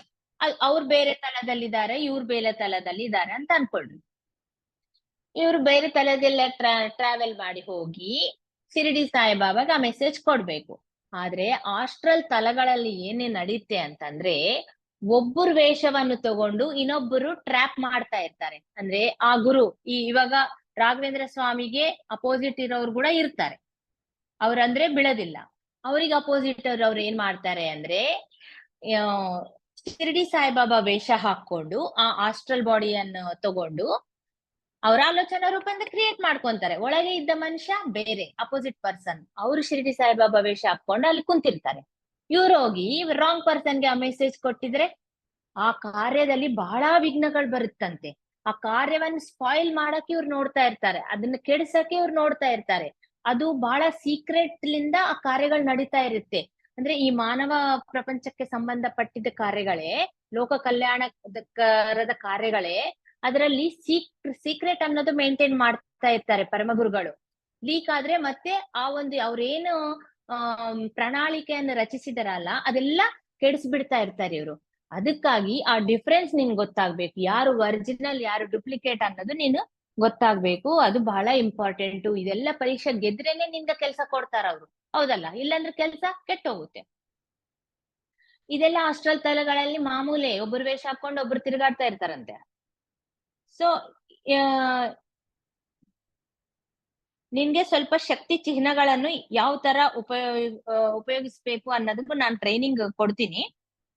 ಅದ್ರ ಸಹಾಯದಿಂದ ನೀನು ಆ ಅಪೋಸಿಟ್ ಪರ್ಸನ್ ರಿಯಲಾ, ವರ್ಜಿನಲ್ಲಾ, ಡುಪ್ಲಿಕೇಟಾ ಅನ್ನೋದು ನಿನ್ಗೆ ಗೊತ್ತಾಗುತ್ತೆ. ಅದು ನೀನೇನ್ ಹೆದರ್ಕೋಬೇಡ, ಆ ಟ್ರೈನಿಂಗ್ ಕೂಡ ನಾನು ಕೊಡ್ತೀನಿ ಅಂತ ಹೇಳ್ತಾರೆ. ಸ್ವಲ್ಪ ಶಕ್ತಿ ಚಿಹ್ನಗಳಿರುತ್ತಂತೆ, ಅದನ್ನ ಉಪಯೋಗಿಸಿ ಅವ್ರು ಕಂಡುಹಿಡಿತಾರಂತೆ ಅವ್ರು ವರ್ಜಿನಲ್ ಡುಪ್ಲಿಕೇಟ್ ಅಂತ ಶಕ್ತಿಗಳ ಬಗ್ಗೆ ನಿನ್ಗೆ ಹೇಳ್ತೀನಿ ಅಂತ ಹೇಳ್ತಾರೆ. ಇನ್ನೊಂದು ವಿಷಯ, ರಕ್ತ ಪಿಶಾಚರು ಅಂತ ಇರುತ್ತದೆ, ರಕ್ತ ಪಿಶಾಚಿಗಳು ಕೂಡ ಇರುತ್ತೆ ಅಂತ ಕೇಳಿದೆಯಲ್ಲ, ಯಾವಾಗಾದ್ರೂ ಕೇಳಿದೆಯಾ ರಕ್ತ ಪಿಶಾಚಿಗಳ ಬಗ್ಗೆ ಅಂತ ಕೇಳ್ತಾರೆ ಆಚಾರ್ಯ ಅವ್ರು ಪೀಟರ್ಗೆ. ಹೌದು ಕೇಳಿದ್ದೀನಿ ಅಂದ್ರೆ, ಆಕ್ಚುಲಿ ಅದು ಇರ್ತವೆ, ಅದು ನಿಜನೇ, ರಕ್ತ ಪಿಶಾಚಿಗಳು ಕೂಡ ಇರ್ತವೆ ಅಂತ ಹೇಳ್ತಾರೆ. ಆದ್ರೆ ಅದೃಷ್ಟವಶಾತ್ತು ಅದ್ರ ಸಂಖ್ಯೆ ಬಹಳ ಕಡಿಮೆ ಆಗ್ಬಿಟ್ಟಿದೆ, ಕಡಿಮೆ ಇದೆ ಇವಾಗ, ಏನಿಲ್ಲ ಅಂತ ಹೇಳ್ತಾರೆ, ಬಹಳ ಕಡಿಮೆ ಇದೆ ಅಂತ ಹೇಳ್ತಾರೆ. ಯಾವ ತರ ಅರ್ತ್ ಬೌಂಡ್ ಸೋಲ್ಸ್ ನಿನ್ನೆ ಬಂದಿದೆಯಲ್ಲ, ಅರ್ತ್ ಬೌಂಡ್ ಸೋಲ್ಸ್ ಇರ್ತಾರೋ ಆ ತರ ಈ ರಕ್ತ ಪಿಶಾಚಿಗಳು ಕೂಡ ಈ ಭೂತಲವನ್ನೇ ಹಿಡ್ಕೊಂಡು ಬಿದ್ದಿರ್ತಾರೆ. ಮೇಲೆ ಹೋಗಕ್ಕ ಅವರಿಗೆ ಇದು ಇರಂಗಿಲ್ಲ ಅಂತ ಹೇಳ್ತಾರೆ. ಭೂಮಿಯನ್ನೇ ಅಂಟಿ ಇಟ್ಕೊಂಡಿರ್ತಾವೆ ಅವರು. ಆದ್ರೆ ಅವ್ರಿಗ್ ಕೂಡ ಯಾವ ತರ ಸಹಾಯ ಮಾಡ್ಬೇಕು, ಅವ್ರನ್ನ ಕೂಡ ಬಂಧದಿಂದ ಯಾವ ತರ ವಿಮುಕ್ತಿ ಮಾಡ್ಕೊಂಬಕ್ಕ ಅವ್ರನ್ನ ಪ್ರೇರಣೆ ಕೊಡ್ಬೇಕು ಅನ್ನೋದು ಕೂಡ ನೀನು ತಿಳ್ಕೊಂಡಿರ್ಬೇಕು. ಇದೆಲ್ಲ ಕಲ್ತಿರ್ಬೇಕು ನೀನು. ಇನ್ನ ನಿನ್ಗ ಎಷ್ಟೋ ಕಲಿಯೋದೈತಿ, ಅದ್ರ ಸ್ವಲ್ಪ ನಾನು ಹೇಳ್ತಾ ಇದ್ದೀನಿ, ಇವೆಲ್ಲ ಕಲಿ ಅಂತ ಹೇಳ್ತಾ ಇದ್ದೀನಿ ಅಂತ ಹೇಳ್ತಾರೆ. ಇಷ್ಟೆಲ್ಲ ಕಲಿಬೇಕಂತೆ, ಅವಾಗ ಪರೀಕ್ಷೆನಲ್ಲಿ ಪಾಸ್ ಆಗ್ತಾರ, ಅವಾಗ ಅವರು ತಮ್ಮ ಶಿಷ್ಯರಾಗಿ ಅಕ್ಸೆಪ್ಟ್ ಮಾಡಿ ವರ್ಕ್ ಕೊಡೋದ್ ಸ್ಟಾರ್ಟ್ ಮಾಡ್ತಾರೆ. ಹಾಸ್ಟೆಲ್ ತಲಗಳಲ್ಲಿ ಕೂಡ ಇಷ್ಟು ವರ್ಕ್ ಇದೆ, ಇಷ್ಟು ಇದೆ. ಒಂದು ಗುರು ಹತ್ರ ಶಿಷ್ಯ ಆಗ್ಬೇಕಂದ್ರೆ ಸುಮ್ನೆ ಸಾಮಾನ್ಯ ಅಲ್ಲ, ಇಷ್ಟಕ್ಕೊಂದಿರುತ್ತೆ ನೋಡಿ.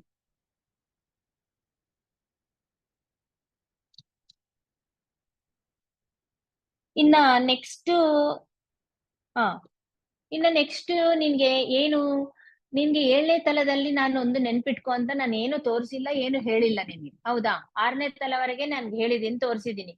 7ನೇ ತಲದಲ್ಲಿ ಯಾವ್ದು ಗುರುತು ಕೊಟ್ಟಿಲ್ಲ ನನ್ಗೆ, ಈ ಪ್ರದೇಶವನ್ನು ತೋರಿಸಿದ್ದು ನೆನ್ಪಿಟ್ಕೊ ಅಂತ ಹೇಳಿಲ್ಲ. ಏಕೆ ಗೊತ್ತಾ? ಇವಾಗೇ ಬೇಡ. ಯಾಕೆಂತಂದ್ರೆ ಅಲ್ಲಿ ಯಾರು ತಿರುಗಾಡ್ತಾ ಇರ್ತಾರೆ, ಅಲ್ಲಿ ಬೇರೆ ವ್ಯಕ್ತಿಗಳು ಇರ್ತಾರೆ, ಬಟ್ ಖಾಲಿ ಕೌಡೆಗಳು ಕೂಡ ಅಲ್ಲಿ ತಿರುಗಾಡ್ತಾ ಇರ್ತಾರೆ.